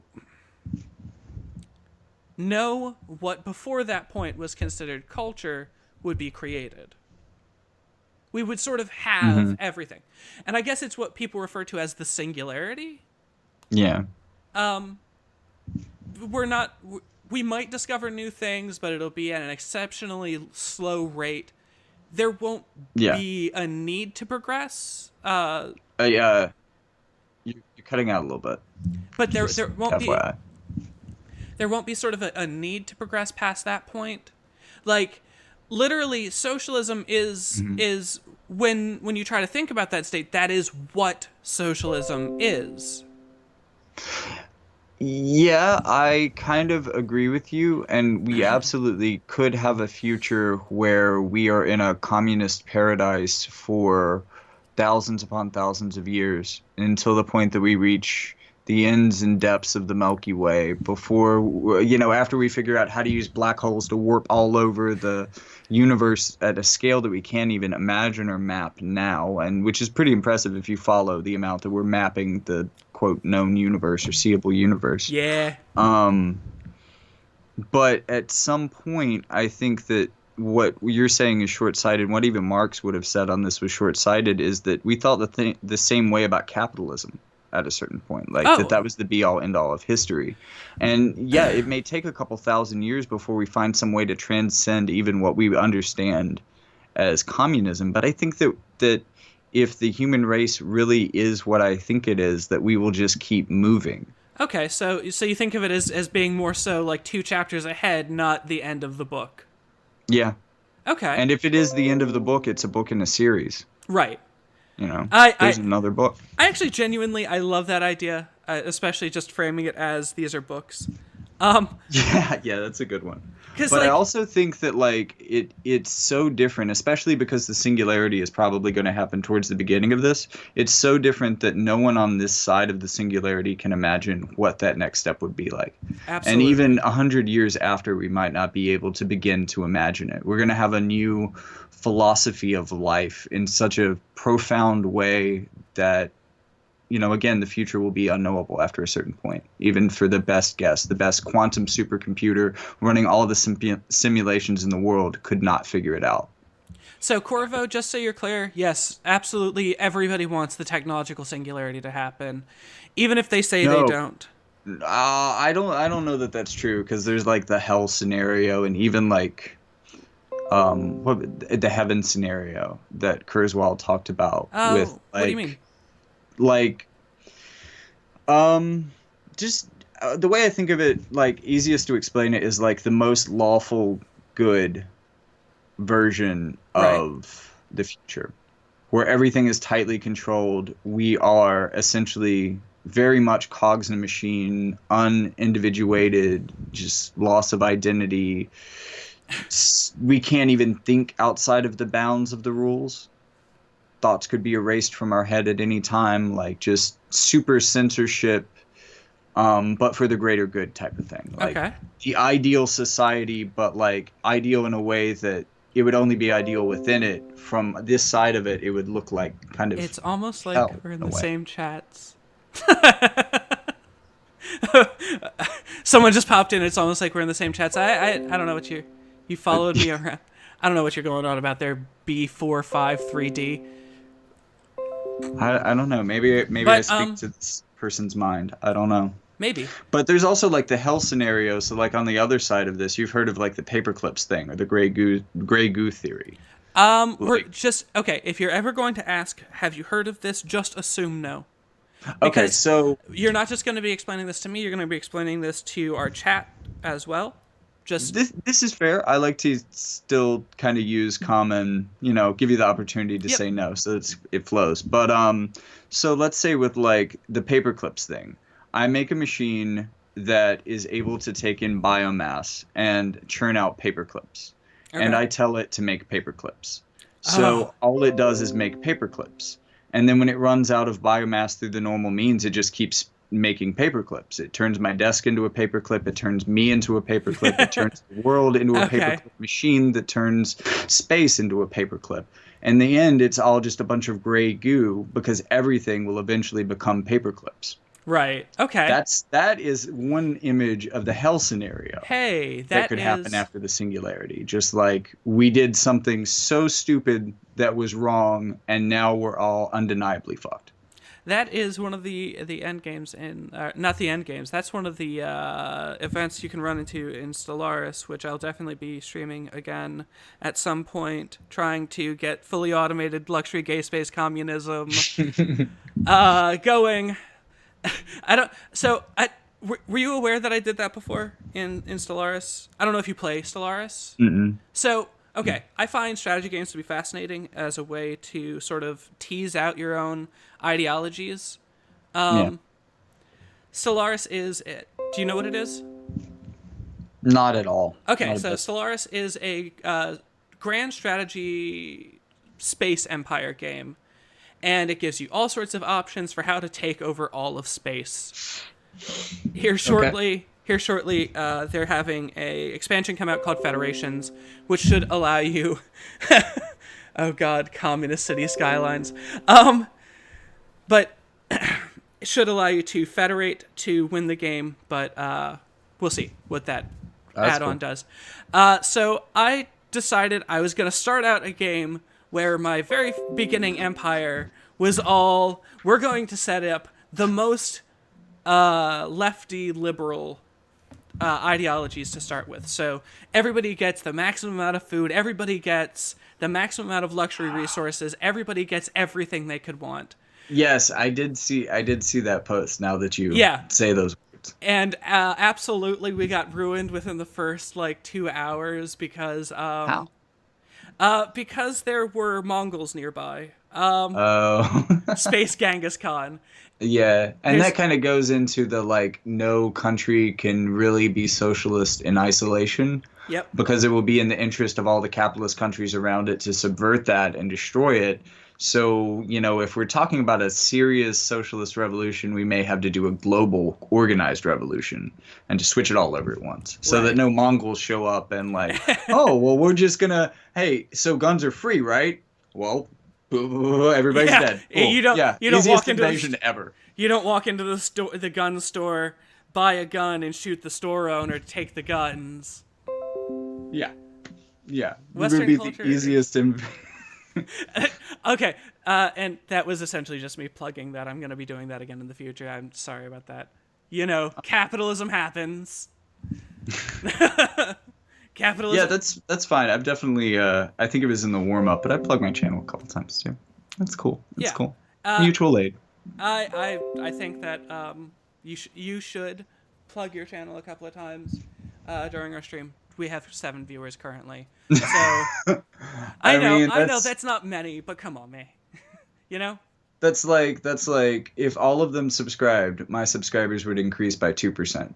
Yeah, And I'm not saying that as like a big brag. That would be a lot. That would yeah, genuinely still be a lot. Like I think that most like content creators probably couldn't say there'd be less than a percent. It would be some little decimal. yeah, So yeah, that would be cool. yeah. So Um, if that's why I was after flexing on Ukraine earlier. I think that's a great story. as far after the 13th, everybody go over to find Jackie Fox on YouTube. He's got the adorable little fox face there. Like, I think it's I'm trying to point, but I have to use like Should be my relative direction, but I have to wait, turn to point this way. It's down here, yeah, and also over here, like down here as well. So one of these two places, I got foxes all over the screen. revolutions are the worst thing that can happen now. Oh, there's a fun topic. How do you feel about revolution? Because Oh I am strictly anti-revolution. boy, Okay, so hold on. Let me yeah, let me walk that one back. I said uh-huh. that very, very wrong. I Okay. am anti-violent revolution in Western civilized countries, and when I say Western, I actually mean the entire fucking globe. I do, however, believe that like the pro-democratic protests that are going on right like a couple of days ago are real right now.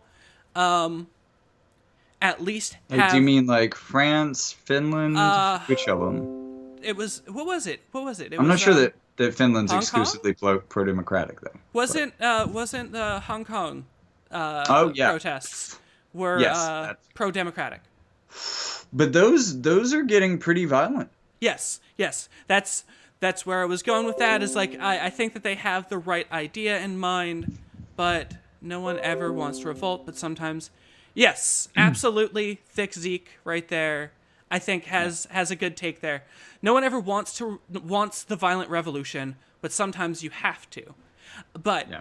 I'm gonna come out and say this. I think that people like American Johnson or Thought Slime, who every so often like get way too close to talking about militarist revolution in the U.S.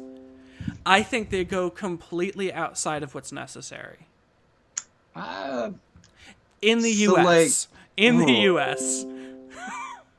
I'm a little bit divided on this in that I wouldn't. If there was an actual violent revolution, I would, for the right reasons, I would probably join for the propaganda arm. I would not commit the violence myself, but that really goes against my pacifism. Like even to support it or to be behind it, even though I am not personally committing violence, it would be really advocating for violence. And I don't want to do that either. Um, but I think that there are times when that is the only option, unfortunately. And like, I hate greater good arguments, but if staying in the system is going to cause 90% of the population to be wiped out and a violent revolution would kill 20%, which one do you want to do? Right. I mean, a really hard decision, but I'm not going to write it off, even as a pacifist in all scenarios. Yeah. But that being said, like because of the way I look at like ideal anarchism, I don't think that that should be necessary. I think that a willingness to revolt is crucial to anarchism Mm-hmm. in the way that I see it, but I also think that it should be so deeply ingrained, especially in the culture, which is going to be one of the hard parts, building up a history and a tradition and a culture of anarchism. Um, at a certain point, the revolutions would no longer have to be violent. They have to be violent now, in theory, because we do not have a democratic option. Right. I would okay, I think it's in the Congo. There is okay. So, I'm going to shit talk the internet and computers for a moment, even though that's what my entire life revolves around. In the Congo, I think it is, or somewhere in Africa, there is this mining area where they mine a very precious mineral that is used in every bit of electronics nowadays. Mm, hmm. However, it is a U.S. Could you remove the annoying Fox thing? It's making my eyes bleed. I apologize, Based Liberty, but if I fucking get rid of that thing. No, he's not talking about you. He's not talking about you. No, no. I completely understand. Like the long term static and bright colors. I can get Um, that. you know what? Maybe I'll find a static image of it. Well, I mean, you Actually, have the Pixel Fox. I sent you the Pixel Fox did too, you? right? Did you? I should have. All I can right. Well, check. we're gonna get some weird shit coming up on screen. Okay. I got this. Yeah, I got just like this. look down my shirt or something while I'm been over here. I don't know. We'll Uh, we'll try to replace that for you there, Base Liberty. Um, image source. We're gonna get some weird shit coming up on screen. We're actually gonna just remove the. Where's the screen capture? Where's the screen capture at? Holy shit! I don't know, but I'm gonna send you a picture in chat if that's easier, since I only have to lean forward to do this. It's less obtuse, I guess. Let's see. We've got your face. I know. Okay, Pixel Fox right there. Whoopam, Pixel Mm. Fox. But this one that I'm sending in chat is actually the full image, if that helps. Also, I think you turned off my screen, not yours. No, I absolutely turned off your screen because I didn't want people seeing what's on my computer. My computer's got weird shit. Oh yeah, because yours is yeah, right. Yeah, because I'm screen capping you instead of. Yeah, that's I forgot. There we go. Super cool. Display cap and yeah, because Skype does not like oh fuck, I have to. Now I gotta fuck with proportions. Screw you, Base Liberty. Well, No, while you're it's doing fine. that, I'm It's just fine. gonna say that this image was made by my buddy Enzo over at after the walkout.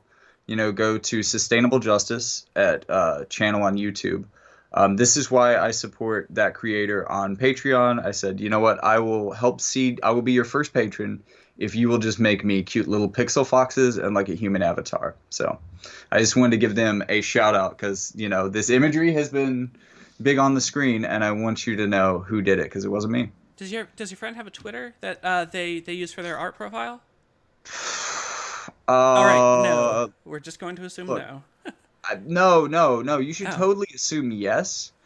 But I don't really Twitter, so like I've never asked, but I assume that they do. Well, no, we're going to assume no for right now because you Uh, can't give links to it, which is the function of asking.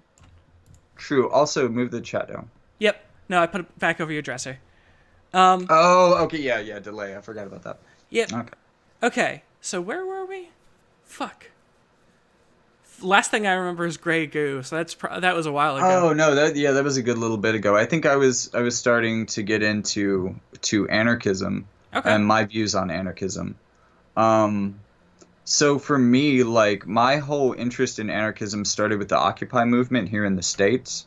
It operated through a General Assembly process, which it was just it's maybe not the most perfect example of what I'm talking about, but it was the most democratic process that I had ever come across. So the way I think of anarchy because of that is it's basically like democracy with a certain level of like enthusiastic consent. Okay. Like it's not just, you know, we twisted your arm behind your back and got you to say yes. It is, oh God, yes. Oh yes, please do that. I am cool with that. I will show up to vote to tell you to do that We at the twisted your drop arm of a behind hat. your back and you started moaning. Yeah, that'll make it for the Pornhub clip for this video. Right.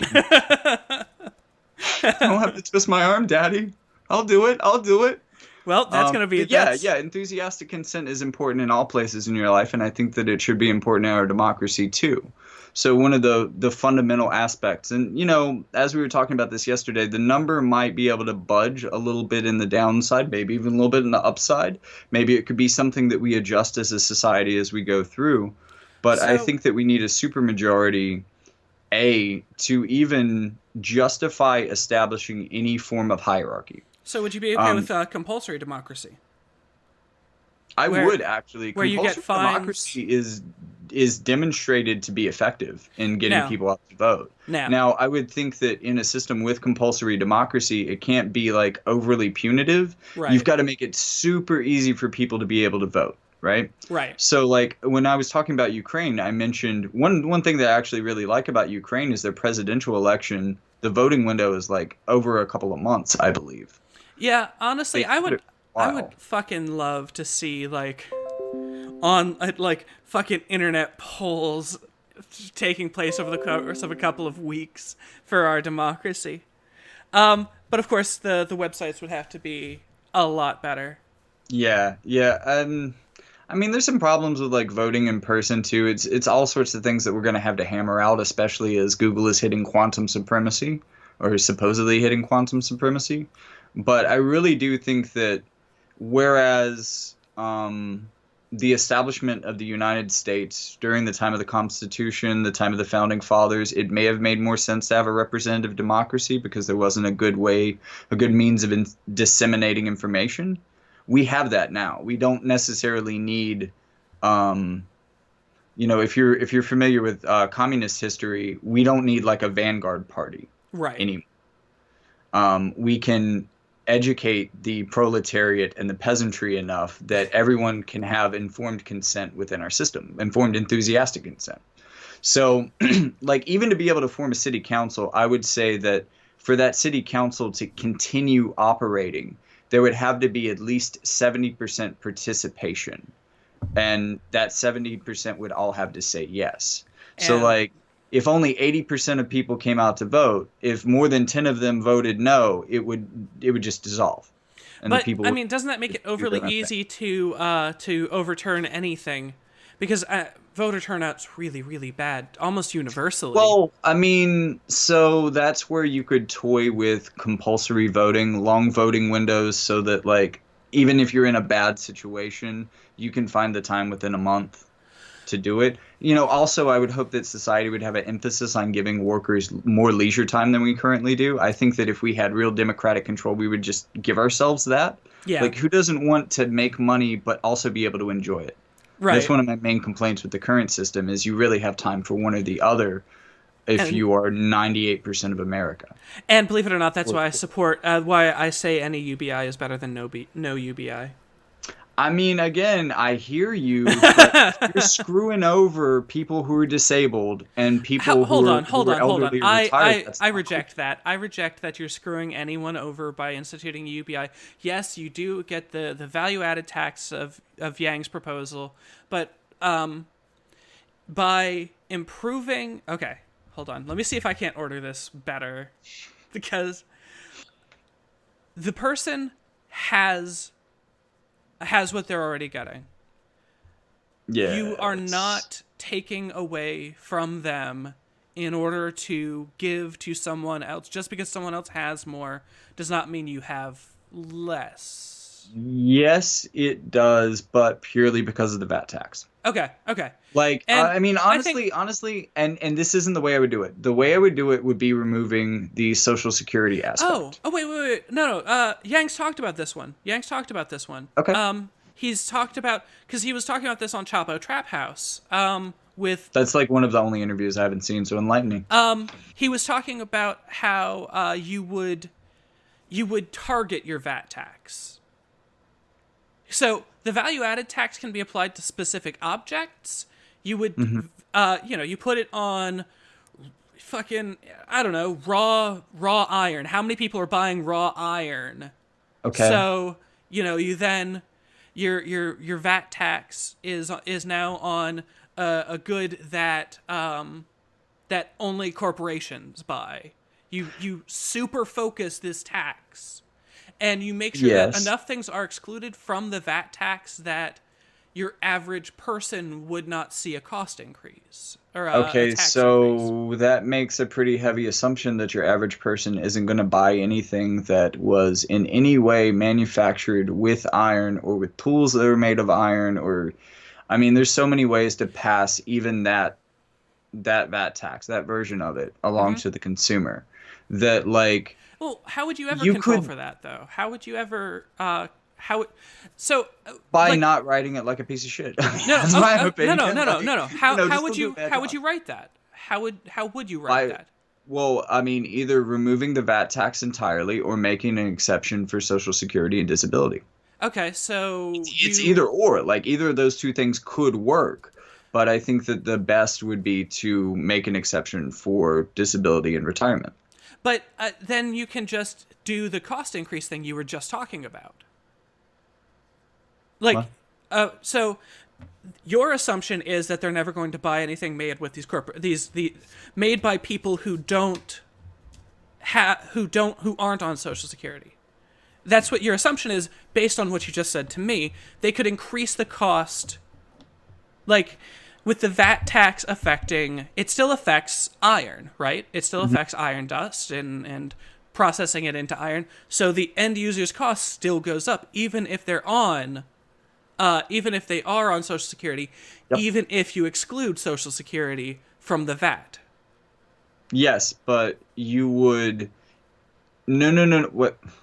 No, it's I'm not talking about excluding Social Security from the VAT. I'm talking about excluding Social Security from the exception from like the things that you can't be on simultaneously with UBI. Okay, So okay, like if no, you no, could no, get your yeah. Social Security check and your UBI check, the UBI check would balance out the VAT. Oh, That makes absolutely, sense absolutely. 100% for everybody except for people in those two scenarios. So, how would you, under this system, how would you accumulate your Social Security wealth or funding? Would you tax the UBI, or would you only take it off of the person's employment and investment? I would only take it out of what they were taxed for. So I think that there's a lot of people, if they had the seed money, that can't participate necessarily in the current job market that could participate. Like I think that there's a lot of people on disability that if they had an income stream that went a bit above what they need for just basic sustenance and survival, which often is really all Social Security accounts for, Yep. like say my mother, if she were she's like a multi-talented artist in ways that I'm really aggravated by sometimes personally. Like she's the kind of person who can pick up a book on drawing and like learn to draw like semi-photorealistic like pencil drawings within like a week or two, and then God she just damn. puts it down and does another thing. So I have the feeling that, like, to kind of put her in my shoes, if she were to sit down and write, because she has MS, she gets tired really easily. If she goes outside or goes anywhere remotely hot, the hotness like sticks in her body and she can't release it for a long period of time. It's just really draining. But she could sit in like her chair or on her couch and write a novel. But the biggest barrier to entry for a novelist is really paying for the editor. If she had an extra $1,000 a month, she could easily pay $500 to $1,000 a month to an editor to edit a single book or two books a month, whatever, and actually make an income stream that wouldn't be possible for her during the with the way that current disability works. Okay, And then so you'd be taxed off of that. I feel like there would be a lot of small creators that would be able to dedicate time to creating and monetize that because, another thing that Yang says is that in addition to putting money in people's pockets, it also puts money into local markets and also gives those creators markets. Like if the UBI was a thing, there would be a lot more people on Patreon. yes, Absolutely. A I lot would more people giving money. GoFundMe's would get filled out fast as hell. yeah, if I had that thousand a month intrinsic income, I would definitely. There's a lot of people on Patreon that I would be supporting, and I still wouldn't Exactly. have that $1,000 a month. Exactly. Like you send $1 a month to Jackie Fox. You send $1 a month to fucking. I watch a lot of gaming channels, so it's fucking all of them. Or Send it to. even just making like a one-time donation of $5 for you coming up with the idea to host this stream, to host this debate, Right. and all of this. Like, I'd be Honestly, happy the with that. UBI just again. This is why I say any UBI. And we're gonna keep coming back to that disagreement. Um, Yeah. uh, but it has to do with the sort of flooding effects from it that Hmm. I think even if it was just you get a $300 UBI no matter who you are, I think that's better than no UBI. Um, Yeah. and I mean, in in theory, absolute isolation, if that $300 just appeared out of nowhere into people's pockets, sure. But the VAT but when the is really question where the becomes how do you pay for it, some of those how you pay for it can target certain marginalized communities if the law isn't written well. right. And like his proposal in this respect isn't written well to take into consideration people with disabilities or people who are retired. Okay. I Yeah, mean, I it is a really definitely singular disagreement with his right. proposal. It's in how he funds it, not in okay. Which again, Chapo Trap House interview, which I can send you on SoundCloud. I can send you the SoundCloud link after this. Yeah, yeah. I'm fairly certain he entertains the idea when Virgil brings it up of okay. I keep saying Chapo Trap House. I don't know who those people are. I just know that people keep mentioning the name Virgil in the comments underneath, and they said it was Chapo Trap House. So I don't watch Chapo, but like I've seen Virgil referenced. Like I would know Virgil's face even though I haven't watched it, just from like other creators talking okay, about them. And yes, okay, that definitely is like one of the probably the names on it. primary dude. Okay, Um, so but yeah. I'm fairly certain he does entertain the idea when the dude mentions it that he entertains the idea of excluding Social Security as one of the things. Honestly, if you're going to add the VAT as he proposed it, I don't know why you would exclude like most social welfare programs, but maybe it's a cost analysis thing that he had whatever. Yeah, it really is like So to answer the how do you pay for it question, he has to do both of those things essentially, or it's not going to be able to fly with conservatives who don't even a little bit believe in MMT or modern monetary right. theory. The idea that, since and this is really butchering it and simplifying it, but since we print our own currency that is a fiat currency that is not backed, then we can pretty much pay our own debts to a certain degree. Ooh. And that if we do this in such a way that, kickstarts the economy, then taking on that debt is a net benefit to everyone because the kickstart is going to be worth a lot more than the small amount of inflation that's going to come out of it. Okay. And I Okay. kind of halfway believe that. Like, I think Yeah. that the inflation projections for MMT are deflated, so deflated inflation. But I also believe that yes, we do have a fiat currency. Like, if it were for a good cause, we could and should take on that debt. Like, it's the advice that they give to so many poor Americans like me with like basically no credit Mm-hmm. to just, oh, you want to start a business? We'll get a $50,000 loan. Oh my god, I hate that shit. Okay, well, government, get a $50 trillion loan and bring us out of poverty so that we can start paying into the cycle and start paying off that debt because we can do it if we just fix the way our economy works. And a Honestly, UBI or climate change, those are reasons I would be perfectly happy to pump debt into our yeah. national debt. But also, if we got rid of our standing international military, that frees up a lot of cash. Like, even if we just quit paying Uh, PMCs, which is kind of a recent decision after 9/11, that would free up a bunch of cash. Private military corporations right. like Blackwater, I think they're like XR. They keep rebranding because they keep getting into like controversies of being murder hobos. Right.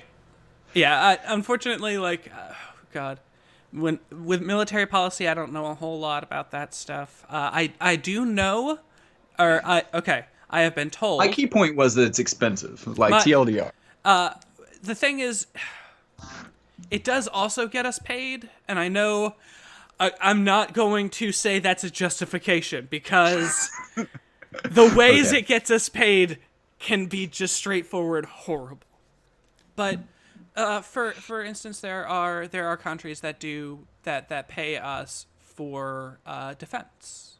There is countries who are part of our American market in part because of our military strength. They know Mhm. that if we slap down a base over in this smaller country, then they now have access to quickly mobilized American forces. Thus, they can more securely attain resources to send to the U.S. Like, I know they're not entirely good things, but there's How do you feel about the war in Iraq in general? oh I Just Iraq specifically, not even the whole Middle East, because I don't necessarily know the relevant statistics off the top of my head, but just specifically Iraq okay. since 2001. I'm not informed enough to make any real discernment here. What I'm talking about is mostly Mm, in theory because I don't watch the news 24/7. hmm I'm hmm the sort of person who needs a lot of decompression time. Yeah. So what I'm saying is like what I have heard, and it came up in chat earlier a bit, is that there are other countries that pay us to have these military bases there to help bolster their defense, provide for their defense, as well. Part of globalization of economics. They join the U.S. trades instead of like mainly throwing out their resources towards China or Russia or whoever, because the U.S. is there and can provide some military strength.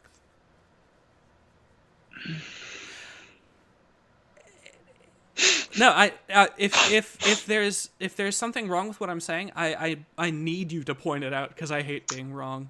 I mean, I just Or is like what I'm in saying the criticism that you're coming up with? I just feel like that's like I could make that argument in steel manning your argument. Do you know what? Yeah, yes. So, I okay. I So but hey, no, you're supposed to say no because then I can explain it to stream. So whatever. like people are really commonly familiar with straw manning an argument, which is just building up either the intentionally worst version of an argument or the version of an argument that has one critical flaw that you can destroy online. Right. But steel manning is the opposite, where I give you the most generous version of your argument. Yep. I could steel man and make that argument that you're making now, but I don't think that that's necessarily the full picture because there are still, and I say this without necessarily again, I tried to keep this in Iraq for a reason. And this is a part of an interview that I did with a rapper that works kind of out of a studio that I have a mutual friendship with, guy who's Okay. recorded some of my work before.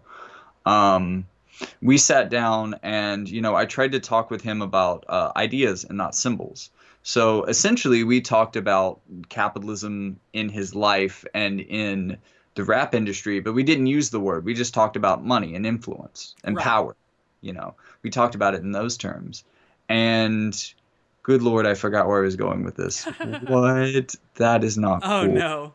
What was the topic? Oh, We were Pete. so I was talking about how the U.S.'s military is not.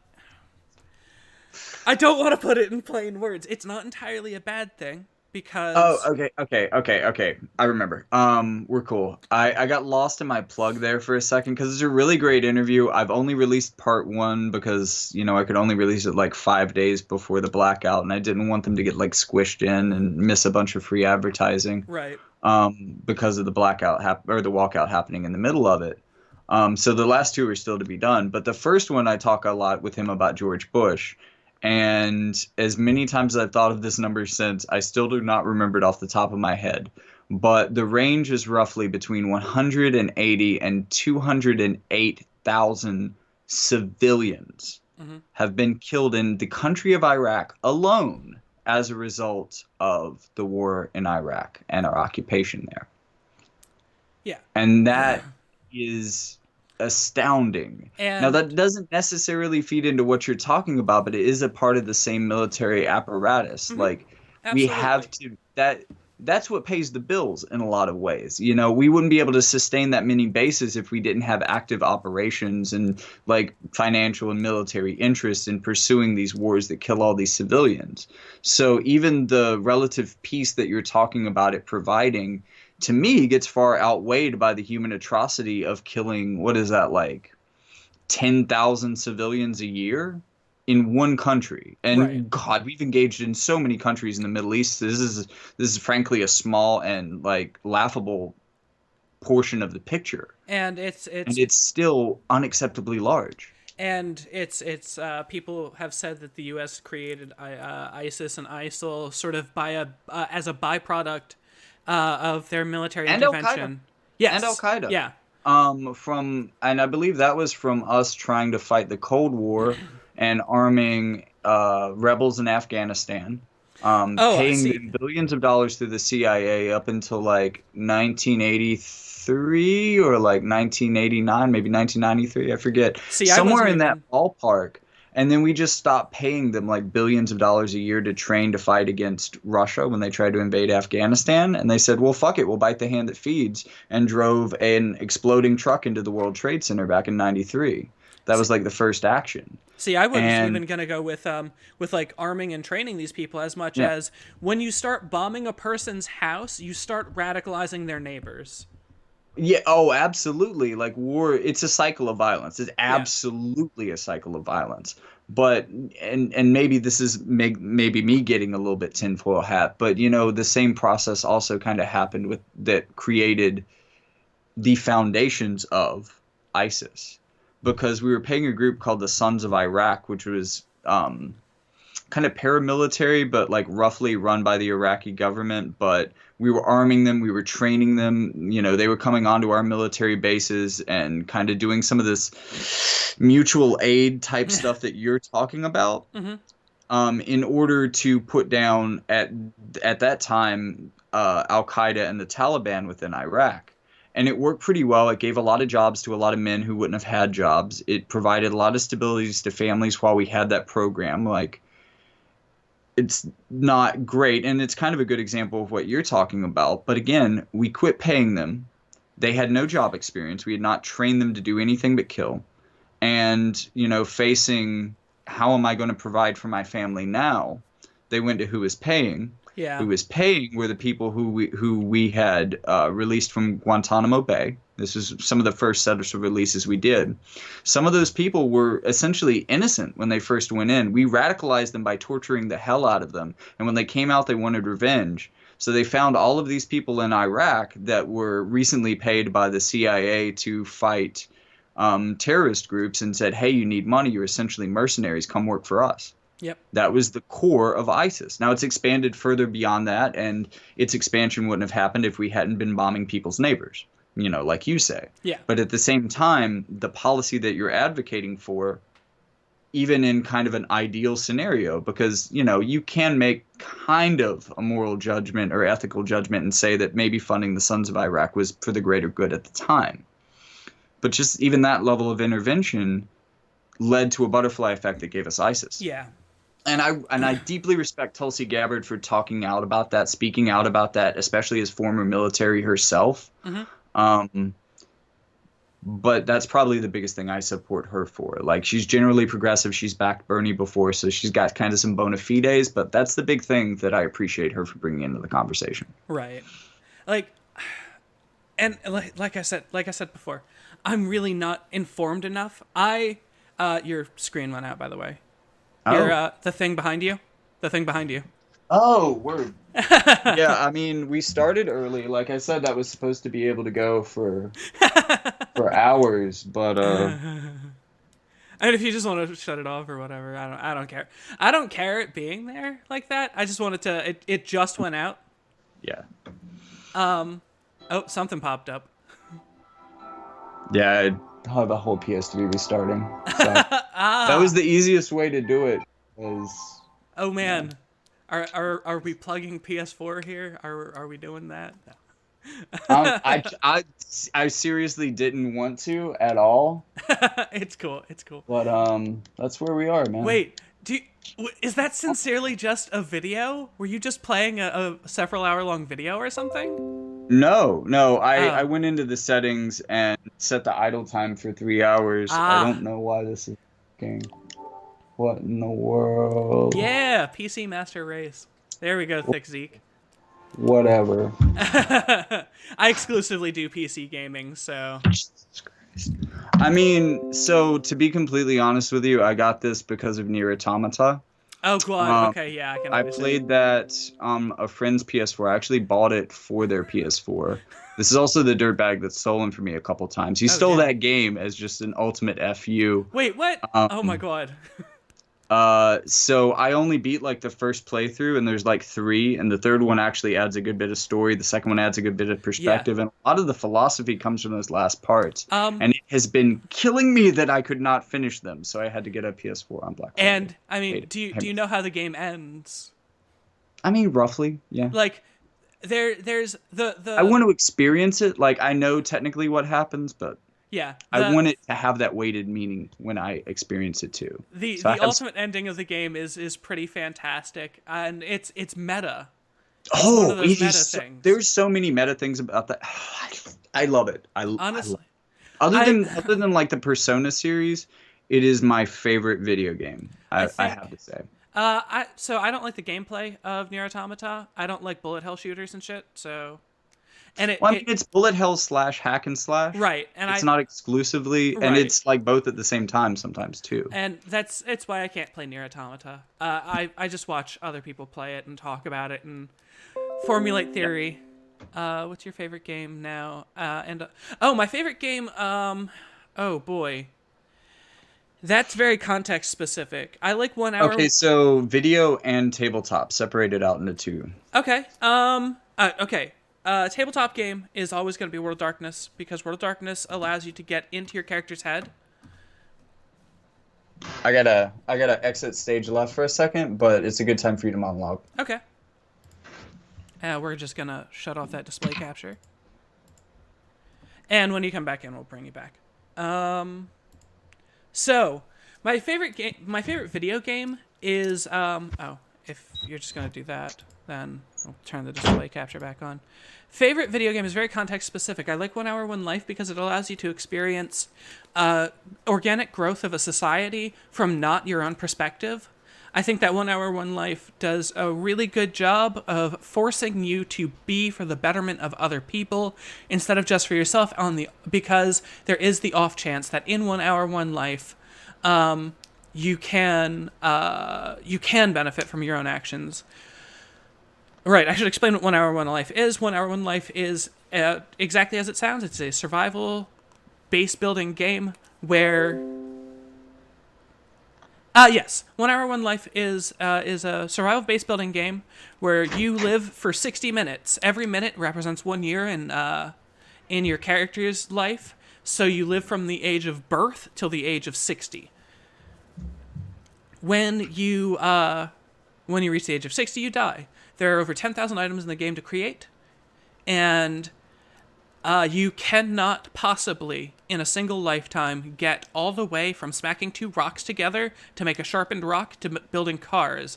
But over the course of multiple lifetimes, you can improve society enough that children are no longer dying in childbirth, that young people are no longer dying by bears. You can literally see all of human history in the course of about 10 hours, maybe 40 hours, maybe. I don't know. Wait, do you play as the same in the same world, but under different lives? Sometimes you will be you can go back to the same world, but if there are no women in the world, you cannot be born.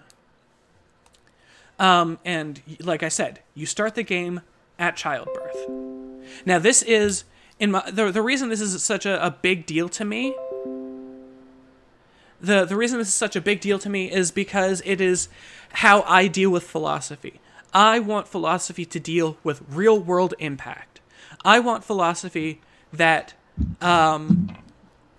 that makes you feel things, that makes you sacrifice for others. I think that this game, yeah, yes, I think that pragmatic philosophy is very important.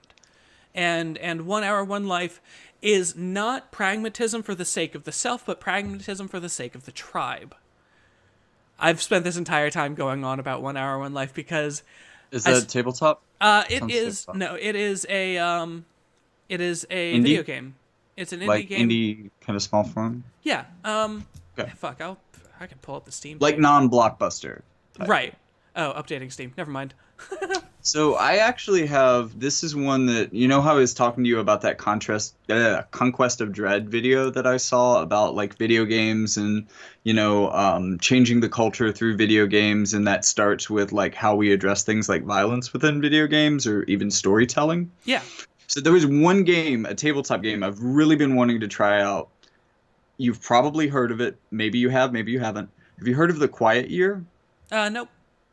What? Oh my God. Okay, okay, okay. Let me explain this without getting deep into the mechanics. Like Conquest didn't either, so I only have as much as they gave me. But, without getting even as deep as they did, you start the game with like a deck of cards. And each one has, a choice of questions on it. And you start with your group with this idea that you have a community together and that this community is beset by jackals. Okay. That's it. There's no explanation or lore about what jackals are, what your community is, why any of this Okay. is a thing. You build all of that by taking turns and answering questions on the card you draw. And then eventually there's a card in the deck that says, like, the Frost Wardens have come. Or as you go through, you start in spring and you progress through the seasons. And then eventually you get into winter and there's a card that is the Frost Wardens have come. Okay. And again, no context, no lore. What the Frost Wardens is and why this triggers the end of the game is entirely up to you. The story that you've built, the community that you've built. It's also kind of a springboard because technically the game ends there. It ends at that end of the year with the Frost Wardens. And you get to decide, is this a huge imminent threat? Are the Frost Wardens going to turn everyone to ice golems? Or have we stored up enough grain that when they try to freeze everything over, we can hunker down and survive? And then from there, you can kind of answer the question of, well, what do we do next? Right. And like maybe use that as a springboard into writing a novel of what happens after year one, after they encounter the Frost Wardens. Or your next D&D campaign. It makes a good springboard into other things because of that level of customizability. And the only mechanic I think that was discussed was the idea of contempt tokens, because there's a hard rule that you can't talk on other players' turns. The only thing that you can do is draw from a pool of these little red like counters that are called contempt tokens. Oh no. So if someone makes a decision that's kind of pissing you off or like isn't going the way you want the story to go, you can take a contempt token. And this does nothing. It's not counted at the end of the game. It's just kind of a way of indicating, I don't agree with this, and by help me God, I will rewrite it if I get the opportunity. But, once someone says it, it becomes canon. That's so even if I fantastic. was contemptful of it, I would have to find a canonical way to work around it. Yeah, absolutely. Okay. I totally want to try this. So talking about tabletop RPGs, have you played World of Darkness? Or Chronicles of Darkness? I have not played really any tabletop RPGs with the exception of the one that I completely invented and described to you off stream. So, Chronicles of Darkness and World of Darkness are both contemporary horror games. In this world, wizards, werewolves, vampires, the undead, they all exist. And you get to play any of them. In the base Chronicles or World of Darkness games, you are playing as a human. But you can play vampire, you can play mage, you can play a werewolf, there's Promethean. And the reason I'm naming both Chronicles of Darkness and World of Darkness is because it is two different games, but they both originated from World of Darkness. Originally, White Wolf Publishing created World of Darkness. It went on to its second edition. Um, White Wolf Publishing. There was one that I don't think it was White Wolf. There was one that he shouted at. That sounds familiar. Okay. it was probably World of Darkness or Scion or Exalted or something like that. But It wasn't those later two, but maybe World of Darkness. Okay, continue. Sorry. in Chronicles of Darkness, however, this is the newest edition of the new edition of World of Darkness, which is confusing as fuck, I know. But you just have to remember it as Chronicles of Darkness. In this, you have a lot more room to not just socialize in word, but in mechanics. And it is what inspired the game that I'm writing. The mind state kind of mechanic that you were talking about, Right. right? It's what inspired the creation of that. But you have conditions which you can inflict on people through various actions and powers. So things like grief is a condition that makes it that decreases your composure when somebody tries to make you feel bad, and it lets them influence you easier. But how it handles experience is, in my opinion, the best I've seen in any game, because those conditions and your own aspirations are how you gain experience. Mm-hmm. Instead of like in D&D where I smack so many goblins so many times that they fall down, and gain 7,000 experience and go up 3 levels, whatever. No, instead, it's, okay, I want to get Brandon's pen. I don't know why I want Brandon's pen, but I have the aspiration, get Brandon's pen. Yeah. And then I have a gay sex scene with Brandon, and I gain an experience point because I can argue with my storyteller, anything's a pen. No, Pen is? Like, sure? Is that not how this works? You didn't see that. I didn't just write that on the... Look, it's right there. I swear. Penis. Anyways. But it allows for a much more deep level of human involvement. Do you know what that reminds me of, to be completely honest with you? What's that? The Sims 4. It's the aspiration system. Yes. Yeah, I hate you. Because they had like little goals that you could do little stuff with, and then there was like big life goals, and you could... One of the crazy things, like once you play the game long enough, you learn a progression between the different ones and like how to game the system. But it's awesome. That's terrible.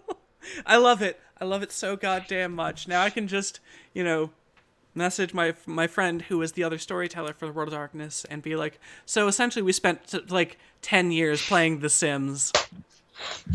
Yeah, but I think it's specifically like The Sims, at least 3. Right. Not all Sims. I've always thought that like those levels of detail are just glaringly absent in other games and wish they would be included. So I appreciate that they did it. Absolutely. I hate... Okay, so in video games and shit like that, I need games that have some fucking depth to them. I need games that when I make a choice, almost always bad things will happen. So Frostpunk is a great example of a game where no matter what choice you're making, it's the bad one. Yeah, I think I know what you're talking about, but could you explain it for stream, like TLD? So in Frostpunk, you're doing a survival city builder, and you put everybody to work, but over time everybody gets sick, everybody loses health, everybody dies. The temperature is slowly going down from 0. I think it starts at 0 or 32, and just goes down from there.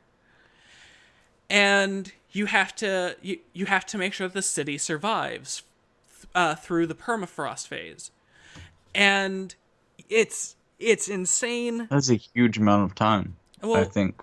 And I think it's a couple of years or something in game. Oh, okay, cool. I don't was remember. about to say, wow. Like I don't like remember 10,000 years. What are you thinking? No, it's a small number of. No, this is or I say permafrost phase. This is the permafrost phase in game. Yeah. This is the Frost Wardens. Yeah. Actually, kind of exactly. Because after the game's over... I mean, it could exactly be, or it could be nothing. Yeah. That's the beauty of a quiet year. I like the idea of in the quiet year actually just having it resolved where the frost wardens don't really exist. Hmm. Like they are just sort of an idea of winter. Yeah, I mean it lines up. It could just be the frost. The frost wardens could be like these little fairies that are like fireflies that only navigate to your place when the frost is about to come. So they're just like a harbinger, like the old wives' tale about Yeah. dragonflies living around snakes. So whenever you saw a dragonfly, there was a snake nearby. Essentially the frost wardens are just these cute little flies that fly through and tell you that the frost is coming. Could be something similar to that for sure. But a game I think that's legitimately important as far as video games go was recently brought up by H Bomber Guy in his most recent video. That is Pathologic 2, Mm. and it's another one of those games that it's not fun. It's important. Yeah, yeah. It is very slow, very drudging. It is a lot better than its sequel, or the than the game it's a sequel to, I should Oh, say. yeah, yeah. Precursor. Precursor. That's it. God damn. Um, I mean, but you want to say prequel, but yeah, unless they were chronologically backwards, that doesn't fit. right.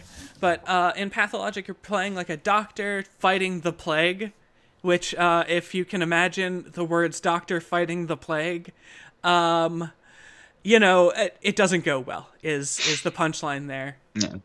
Like, because there's almost no way for it to go right. If you're interested, I'm playing Pathologic 2 on my YouTube channel. I like the game, but it's hard to keep playing. It's But hard to keep going back to because it's slow, it's clunky, the dialogue's all really fucking weird. But you get this constant sense of being overwhelmed. You're constantly fighting against something, but if you start literally fighting against something, you're doing the bad thing. yeah, And I like those kinds of games. I like games where the decisions are just bad and less bad.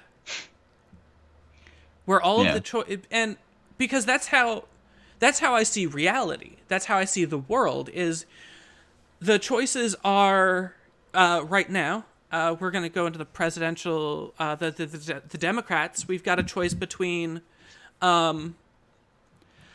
honestly, okay. So I actually this is it's hopeful for me because we've got a choice between Bernie and his federal jobs guarantee, which I see as less than ideal. I don't like yeah. the federal jobs guarantee because I think I agree with that. I wouldn't have used the word slavery, but I don't think that everyone wants a government job.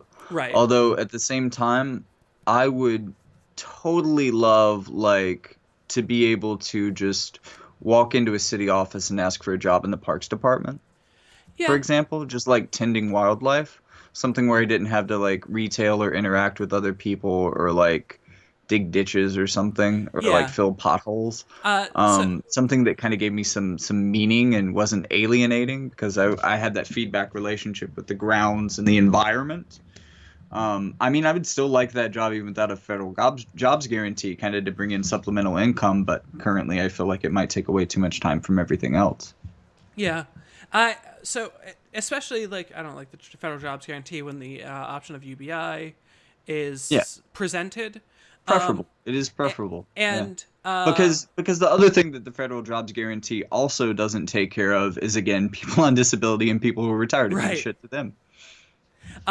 And you get the juxtaposition of that against the UBI, which is also not taking care of the disabled people. Yeah. And so, like, which is you've got these two less than optimal choices, and you have to balance out which one's better. Is the federal jobs guarantee and Bernie, because the federal jobs guarantee is not the federal jobs guarantee isn't the politician. The politician is also advocating for things like universal health care, Yeah. Forgiving of student Breaking up loans. broadband monopolies, breaking up Yeah, like electrical monopolies or yeah, media monopolies.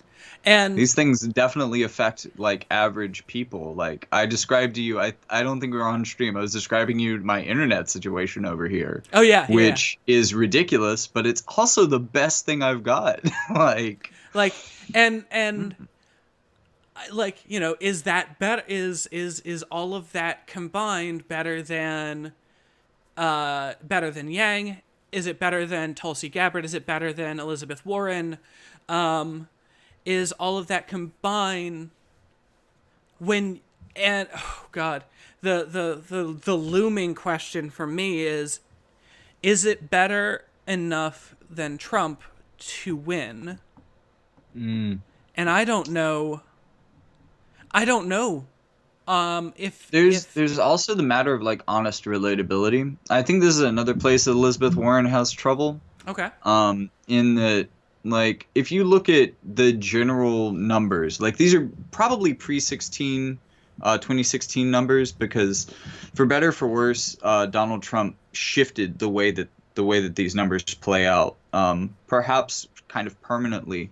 And it's a good thing in general, but it's a bad thing that it worked out for him in this particular instance. But like 20% of America is a regularly voting Democrat. 20% of America is a regularly voting Republican. These are such in dead heat and almost change none over the years that it's always like 49-51 with right. every major election.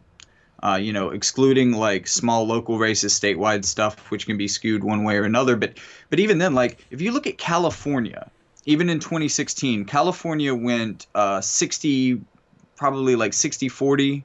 That Mm-hmm. might be a little bit of an exaggeration. 60-40 for Clinton. 60-40 in California. I mean, California is not like the bastion of progressivism that people on both sides of the aisle like to make it out to be, but still, like that is probably the biggest margin. I Did, mean, in the other direction, like Texas was probably like 57-43 for Trump. did you hear You that? know? Supposedly there are towns in California that are going to be experimenting with UBI. No, This no. okay? So I saw one article about it. So take that how you Hmm. will. But Hmm. the idea that you know what, honestly, I would love to see somewhere just start to experiment with it. Even Hmm. if Bernie becomes president, if the darkest timeline happens, seeing somebody experiment with it, is in my opinion really good. I know they're going to Yeah, suffer through the problem of scale yeah. because I think that the U.S. economy is strong enough to actually be able to handle the UBI. I do too. I think that the U.S. economy might be where it has to come from. That's really Maybe. condescending to everybody else, but like In because well, if you combine it with the scale, because I don't think that anybody else at our scale has the real easy ability to do this, or kind of the right situation, or is I think everybody else basically that's as big as us is economically vulnerable in a certain way, or they're going through a growth period. Like potentially China could do this, I think China but could accomplish it if they were to do it on their own. Sort but it of. would it would be more difficult for them to do it because they're kind of growing right now. It might stunt their growth.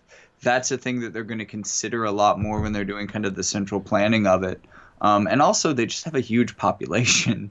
Like Yeah. it would become a lot more expensive a lot faster. We're kind of in this Goldilocks zone where we have a really strong economy for the size of our population, which isn't massive. Like 330 some million isn't huge. It's nothing to sneeze at. We're also the biggest confederation of states, I think, like in the world, aren't we? I I mean, the think. only real second would be like the EU, or I don't know how well coordinated Africa is, but I feel like they're kind of individualized Oh in my god. countries. They don't really come together. There is like no United States of Africa, is what I'm getting at. Yeah, I would love to see. I personally would love to see some sort of That would confederation in Africa. that would definitely help them with their China problems Their or China and China U.S. solutions. problems, Yeah. because like Man. Okay. So the history that I've been given of Africa is not one where the world's been kind to them in any respect. Mm. Like constant land exploitation, mineral extraction, and shit like that coming from outside forces and even inside forces. Which I mentioned mineral extraction because I've never heard of mineral extraction happening terribly ethically. You know? Um, to a certain degree, yeah, I hear you on that. I don't like this, but when you put it in that context, it is probably a little bit more ethical because, like, China is definitely raping their land in a way that is not really being given back to the people or Oh to yeah. the country what it's worth. But at the same time, a lot of the places that they're getting these resources, they have to build train lines to transport. Oh no no no! So they're Don't building an don't make that infrastructure argument. system. Don't. Okay, so uh, But also along those train routes, they're building schools and hospitals as well. And again, I don't think that this makes it a good deal. I still don't like what China's doing there, so but compared to just raping them blind, right. yeah. So the thing is, I didn't mean to make it sound like a more ethical thing. I mean to make mineral extraction sound just fucking terrible. Yeah. Because uh the I keep saying it's the Congo. It may not even be the Congo. I don't remember where it is, but where Well, they it's get generally a pretty deadly job too, if you want to look at it from that perspective. the place where we get that mineral that's put in every bit of electronics nowadays. They do have a train line going there. They have a train line going from there to the coast, and that's it. Yeah. They don't build along those train lines. Instead, it's all port to mine, and then there's another community like off to the side that has once again a single train line going from that community to the coast and isn't connected to the mine. Locals, this is it might have been CGP Grey, it might have been something else. It might have been Ollie, it might have been Philosophy Tube. Hmm. I don't remember who it was talking about how locals aren't allowed to work in the mine. Hmm. Like, there's all of So it's like these. all Chinese workers are shipped in? I think so. Hmm. And the thing is, it's these really terrible conditions that Yeah. just that extract value from the local area without Yeah. giving any value back, Well, I or mean, giving almost any value, I should say, I because I'm sure I they give some. I want to say again, like overall, I do not support this. Overall, we're basically in the same position on this. It's only because of the way you originally framed it that I would push back because I don't think it's as absolute as that. Okay. Because this seems to be the one case of mineral extraction where they're giving a certain amount back. It is not a proportional amount. It's not an adequate amount. But there are places in Africa that did not have hospitals and did not have schools. Hospitals primarily. I mean, like that saves lives. Okay. It's hard to argue with. It Okay. saves So lives. And lives are worth a lot to me, but like at the it's same time, it's just not a it's fair trade. again it's not ethically done. I think we both agree there. But It they're making baby steps to like making kind of an ethical trade-off, especially. honestly, I think the biggest step that could be made in is to have a local have the local town owning the mine. Like that's in my mind, Yeah. unless you have the minerals Yeah. in the hand of locals. I oh god, I feel so Yeah, and that's what I mean. Like, I feel like if anybody is profiting off of this, it's some fat bureaucrat type, and it's not really trickling down. Nothing ever trickles down no. except for piss and hatred. Money certainly doesn't, but yeah, like a kind of a town co-op, to where even if they didn't work in it, that a certain amount of the profit from. Like Alaska in that case, Yeah, actually. exactly. Alaska and their UBI would be a perfect example of how this could Um, work. And better. just something to reward the locals for, hey, your community is essential. Oh, I remember what it was that fucking caused this shit too. Okay. So there was something about a lot of wars going on in the area. The foreign corps offered military aid, but in exchange for the military aid, they had to surrender the rights to the mine to the foreign corps, whoever it was. Yeah. And I genuinely think that at that point, like, your international conglomerate should go, no, that's not acceptable. You can't take full rights there. This is a thing that literally only exists in this spot. This physical location needs to benefit, and the people in this physical location need to benefit from the thing that you're taking from their land. Yeah. Like that, like, taking coal. If you were taking coal from West Virginia without paying West Virginia locals, that would be fucking mad. That'd be insane. Yeah. Even if not a single West Virginia local was working there. Yeah. Yeah, absolutely. Like, I don't think that just paying your workers is adequate in this. I will agree with that. And hey, that's why I support Yang's UBI now. But in a certain way, I guess I'll be a little generous and say maybe not all capitalism, but certainly late stage capitalism, certainly industrial capitalism at the very least, kind of functions on that premise. You're picking the lesser of two evils, the less bad decision, and that gets you rallied and funneled into a really shitty situation you wouldn't take any other way. So I did a video series on the theories of Adam Smith and how they have evolved throughout American history and how they relate to the American dream. And that was really interesting to me. Have you read any Smith at all? Okay, I'm gonna admit or even to this. Baseline familiar, Wikipedia page even. I tend not to read a whole lot of books because I think I described this before. I don't learn well from text. Yeah. I learn much better from intoning, from human relations and shit like that. And watch my series on Adam Smith then. It's the American Dream series. It's the one that this picture came from. Hey! And I have to thank Lisa, who is enough for everyone, who hopefully will come back to YouTube at a certain point. I don't want to talk too much about that, but I'm hoping to see her back on YouTube in the future because she does good work. Yeah. I want to see more of it. So, yeah. So in studying Smith, I've always heard the people who came from Smith or the people who would quote Smith showing up on Destiny's stream and thought that Smith was just a blazing asshole.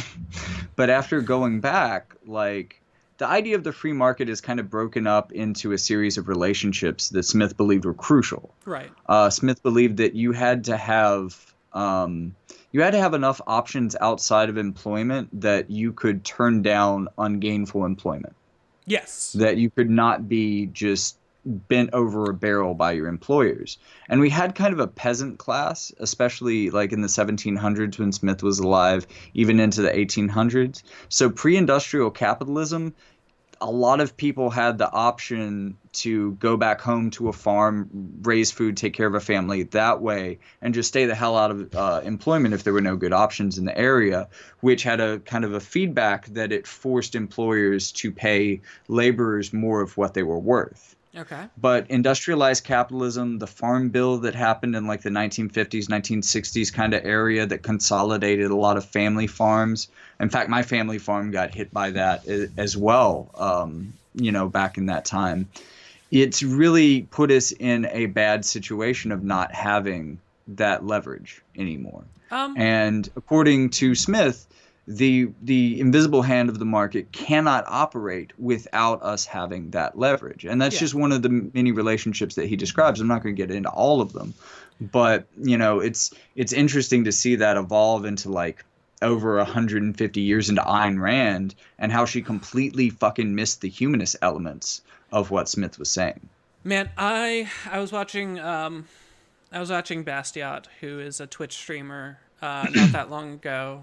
unironically like lording Ayn Rand, like standing Ayn Rand, and I couldn't, because from what I understand, Ayn Rand is like super individualist, like, and Yeah, it's a fair I assessment. I happen to sit literally on the opposite side there. I'm a collectivist. I Yeah. believe, and I So, am a collectivist neoliberal? I'm a collectivist to the point of utilitarianism.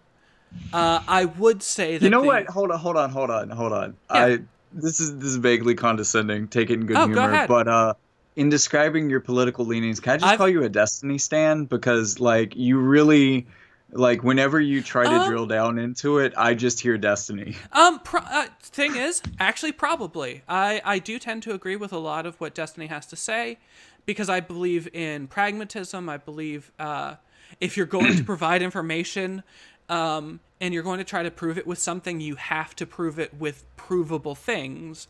You can't prove it with theory, which is Yeah. why I disagree with anarchism. Because anarchism, I've only ever heard in theory.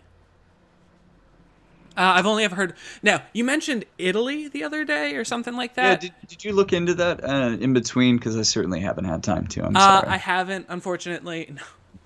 No. Like I said, I'm kind of a But piece of yeah, shit.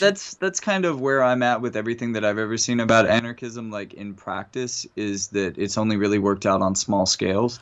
Another Oh one that yeah, would yeah. I probably was. be interesting to look into, and actually, it's a shame that Lisa doesn't stream. She could probably give some background on this, but I want to say it was like 2010, 2011 type area. Fuck, I feel like I might be mistaking Chicago for Boston. One of these two cities had huge foreclosure rates, so many abandoned properties. Stuff was just so bad in the area that I remember a phase where I was seeing you can get this two-story house for $1 in Chicago if you're willing to move and take it over. Oh.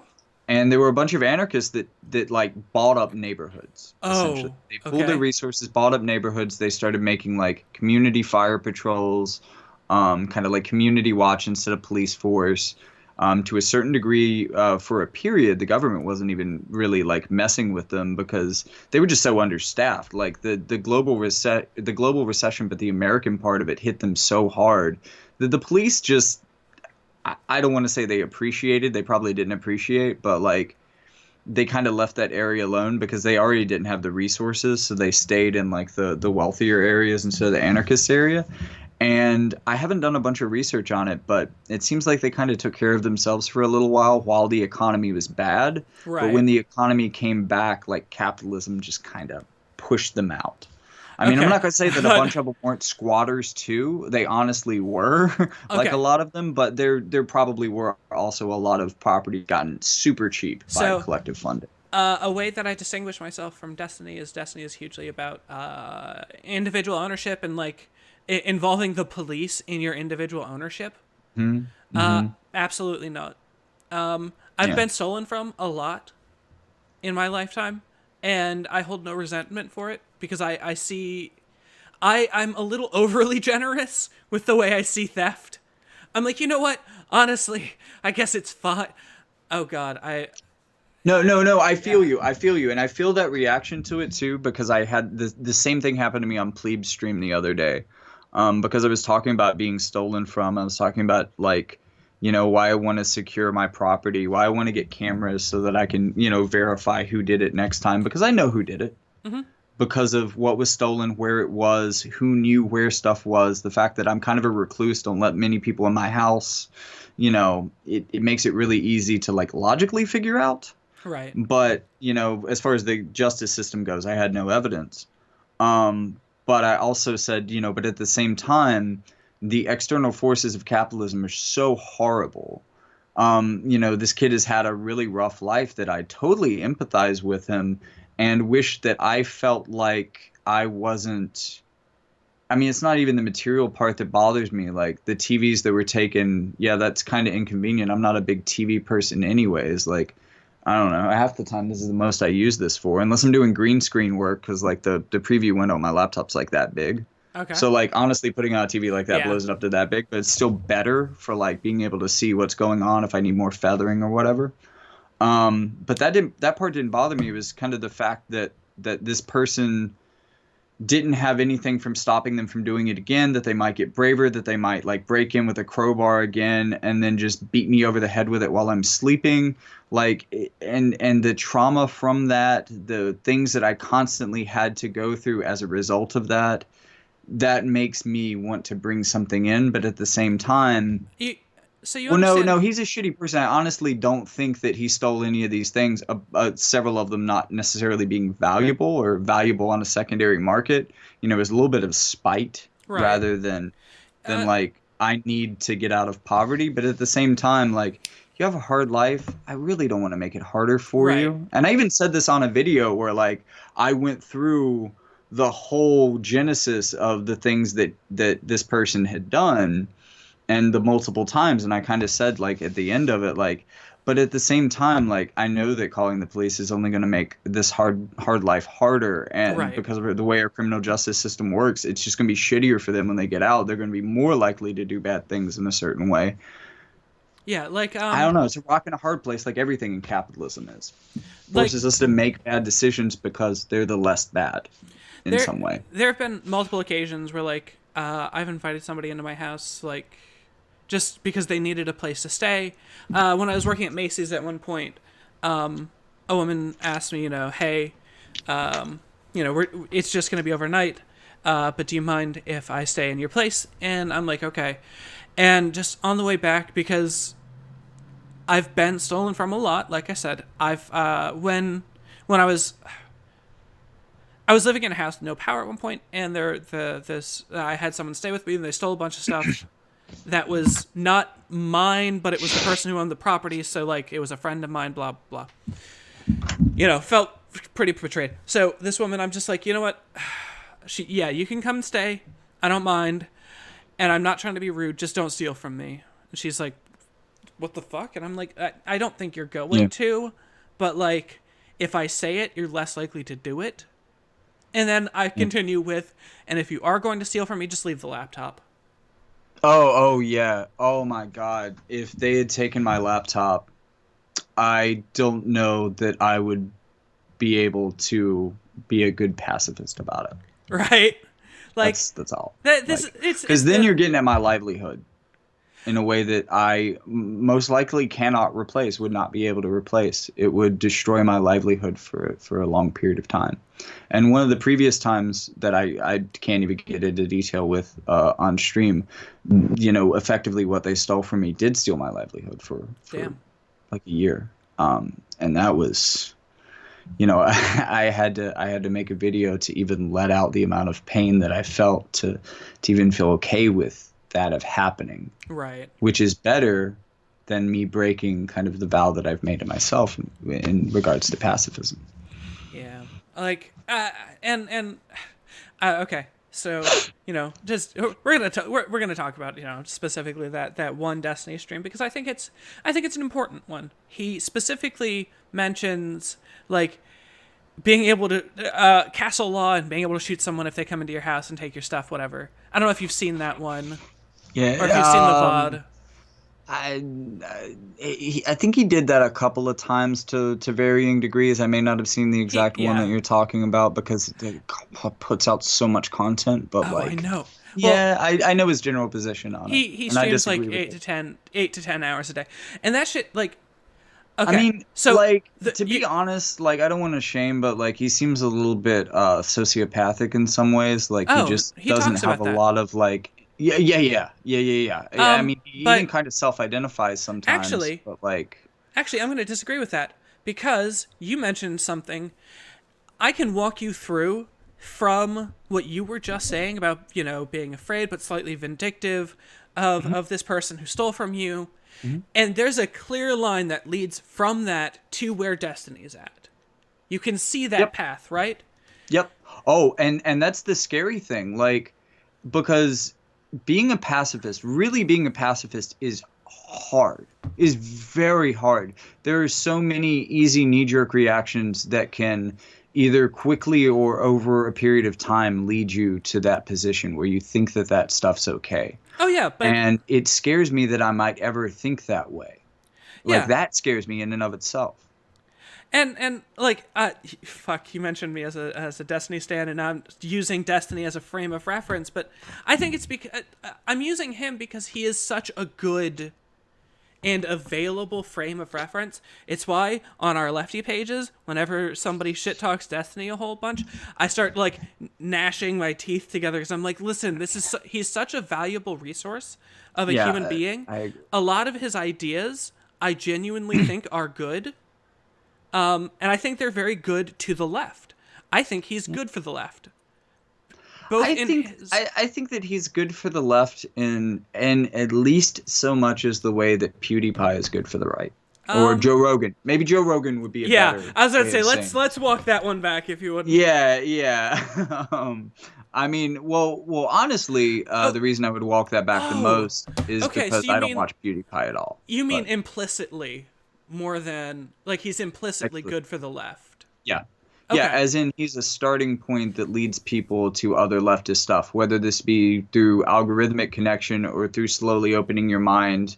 I think that there's some people who won't stop at being Destiny stands that will move into the left, and we need people who are doing that. Yeah, Faraday Speaks was talking about that shit. Yeah. Well, yeah. Faraday Speaks' story, like the original video that made him go viral, is the best explanation of why Destiny is necessary for an online left and why we shouldn't be congregating exclusively in BreadTube or And left, or whatever you want to call it. Because, right. a communist circle jerk is great. We kind of need to normalize that. Like it No. shouldn't make you feel anxious to Uh, see like a hammer and sickle on somebody's shirt, because generally those uh, people have fairly good intentions. I mean, it can be a red I flag. don't It know can be, there. look, it can be a red flag for tankyism. I get that. It I'm almost I got you. always so it's okay. So the hammer and sickle is PewDiePie. Look, The hammer and I sickle guess what is I'm saying is PewDiePie. that it's kind of a commodified thing at this point, and there's probably like a bunch of That's first why day it's commies bad. that don't understand the tankiness to it But that wear it anyways. the commodity is why it's bad, because No, the reason I say that it's a I'm talking almost specifically about like the meme of wearing it on your shirt. It's like that Rolling Stones logo with the tongue stuck out. It's been commodified. It's been recuperated to a certain point. but it is a commodified version of authoritarian communism. Yes, Um, I would and agree to that. it's the authoritarian half that makes it bad. Okay, authoritarianism sucks. We can agree on that. Let me take my example and take it Like like just if you were to like no okay. Just normalizing a community where everyone refers to each other as comrade, even if it's um just that. nope, I wouldn't do it. I would be much more in favor of Really? I'd be much more in favor of hippie language, because hippies are very much so in the vein of socialism, communism, Yeah. without the authoritarianism. Well, I don't think that acknowledging that we are comrades is authoritarian. But it is It was used by an authoritarian regime. again. But no, Sure. it's Maybe most currently famously. we're talking about its current usage, not its past usage. It is currently used a lot by tankies, and it's used as the hammer and sickle. It's used as PewDiePie of the left. I mean, does that mean that I'm automatically an evil racist if I just like? I mean, but doesn't it? I mean, that's kind of innocuous. Like, I don't think understanding so. what that means, I could find a different way to do it or something. But Yeah. like, if it's just offhanded, Well, like I fuck I if I see Soviet text, and if I see hammer and sickle, and I see wait, people hold on. You mean like Cyrillic? If you see Cyrillic, no, I mean the Soviet font. I mean the Soviet font. You know what I'm which talking is Cyrillic? uh is it Cyrillic if it's in English? No. So you, I know what you mean. Yeah. yeah. Yeah. Yeah, Like the what's that like like specifically. Communist Party where it's like Karl Marx like with a yeah Well, and like yeah, that font. so the yeah, yes, the font used on those Yeah. kinds of images, and on the T-shirt that I made, that's like, let's seize this bread.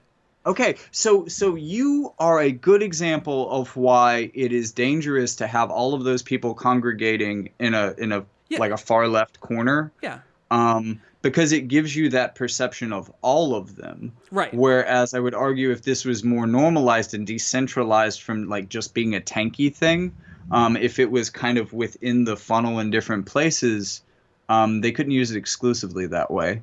It would be too watered down in some ways. I don't think Um, so. Because it's already tainted. well, like I mean, I know, but it's like there's trying to definitely certain. appropriate the swastika at this point. And yes, I did just make that comparison because I think it's a good one.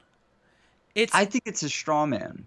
I how is comparing the the the But the okay, so if American Johnson, who has gone on talking about um re-education camps in an authoritarian fashion, which have you seen that clip?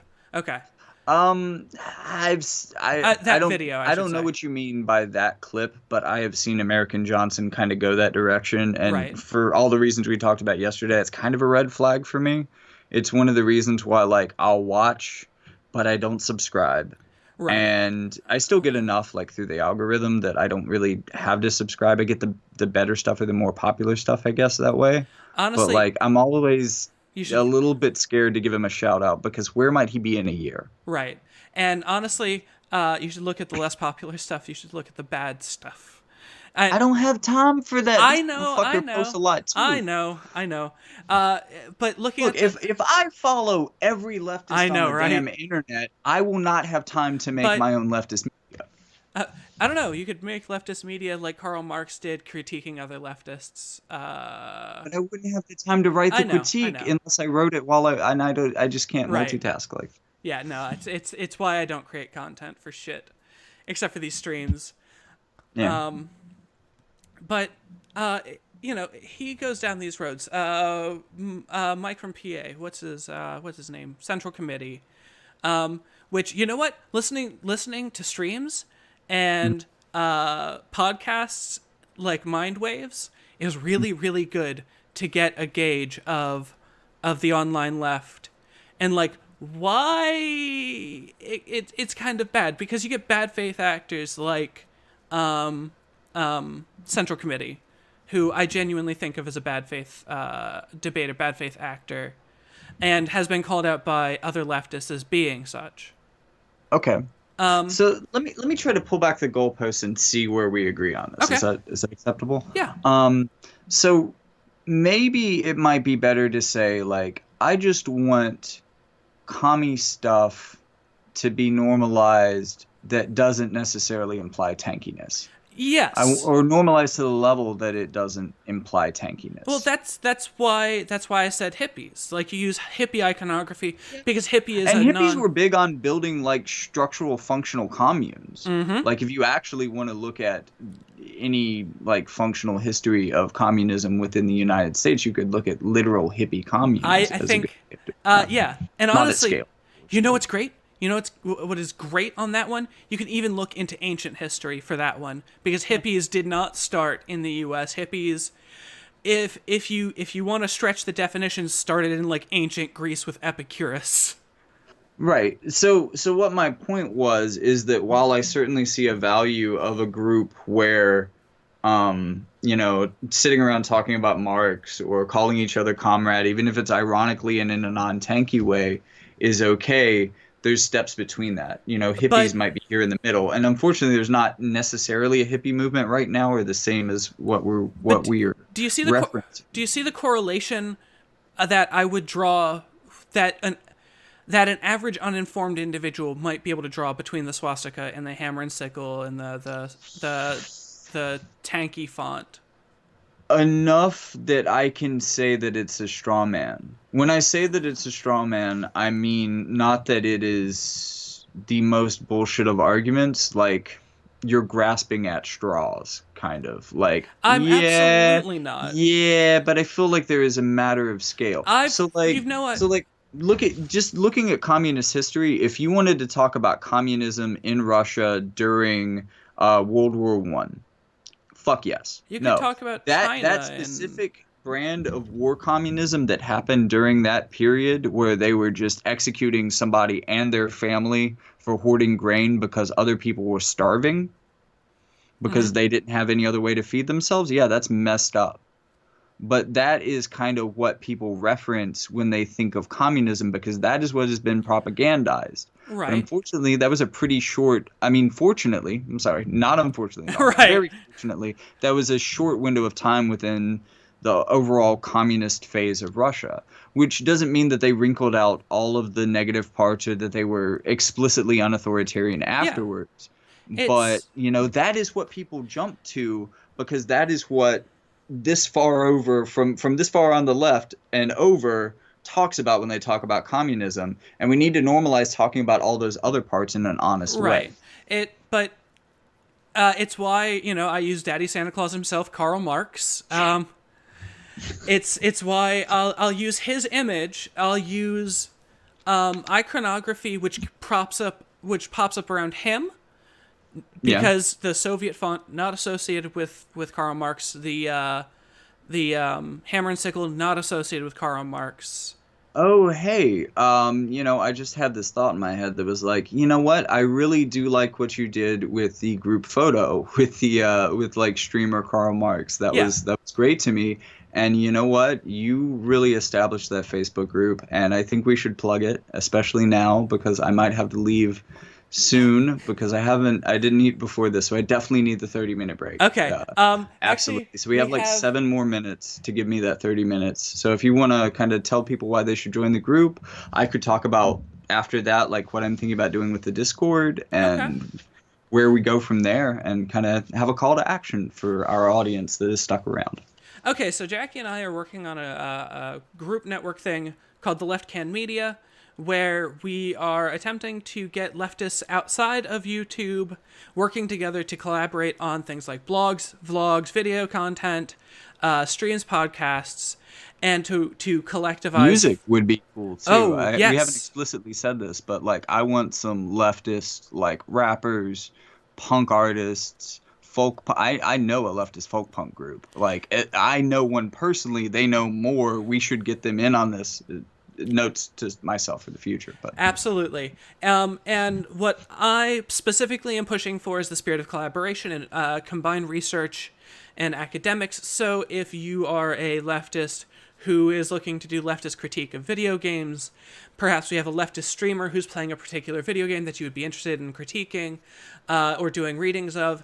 Perhaps if Jackie is doing videos on Ukraine, you could nab some of Jackie's research for a video on general authoritarianism or populism, which it sounds like populism was the problem, is part of the problem with the Ukrainian thing going on that you were talking about earlier. it's like kind of the problem and the solution. Right. It's odd.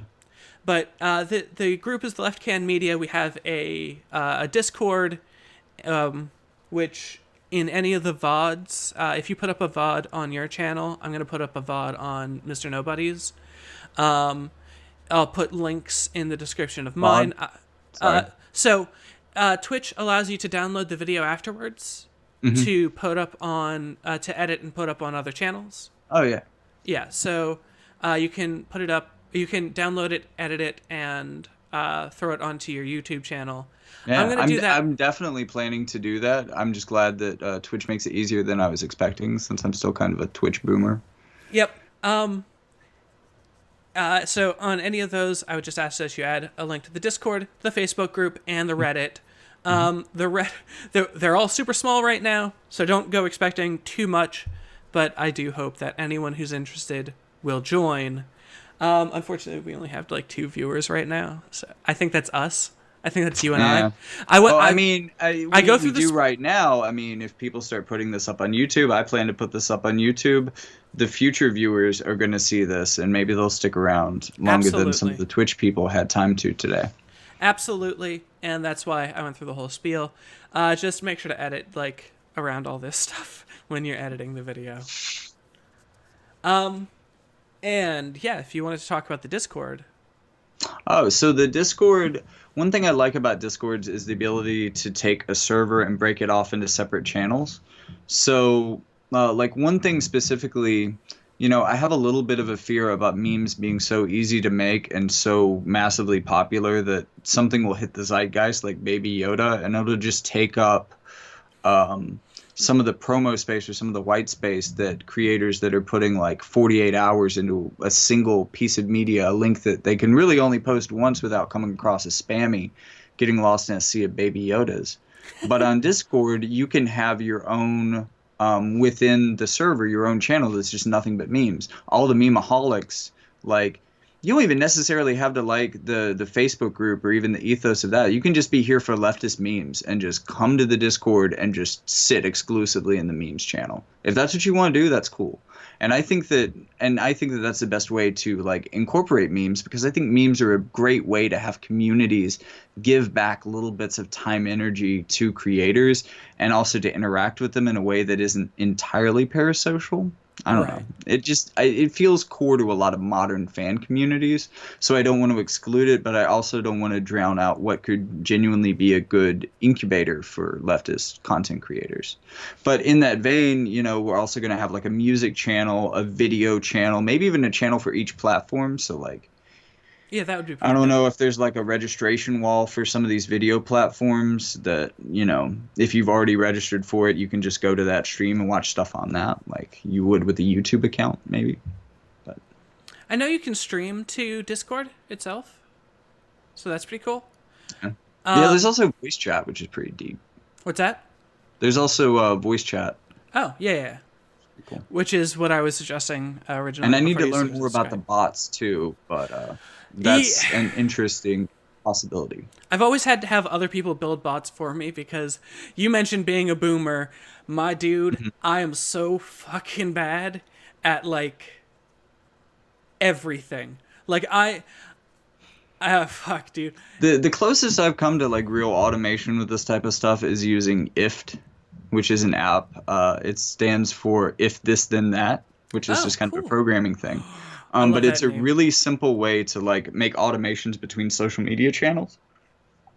Something that I brought up in LeftTube posting was the idea of having like a safe word or maybe a go word to where like if I was looking for more self promo, I could post with like hashtag Twitter when I post, and my video would because I used hashtag Twitter or whatever we make the keyword, um, IFT would pick that up and then redistribute that to Twitter automatically, which cuts down on a lot of the administrative like oversight that is required to be done. There's obviously limitations to it. There's obviously kind of issues with that and things that we would have to hammer out as a community before we did it. But it's dead simple software to work with, and it would easily be able to multiply our message across fronts and keep fronts connected to each other, to where maybe one of us could focus more on posting in one place, and then it gets equally distributed over other platforms in a certain way.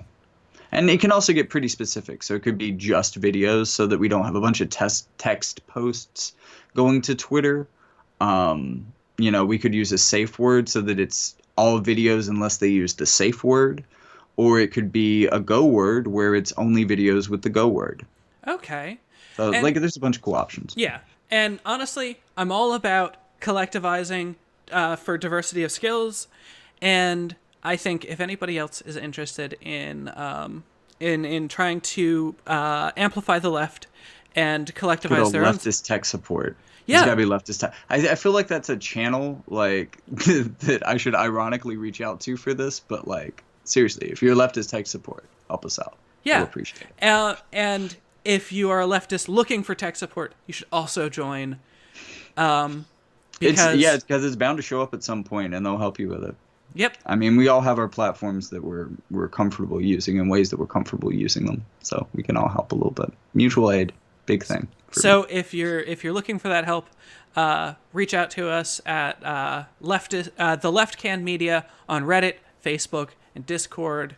We'll throw links down in the description of each video. In the meantime, I think we're gonna call it there. If you don't mind. Sounds good to me. Alrighty, let's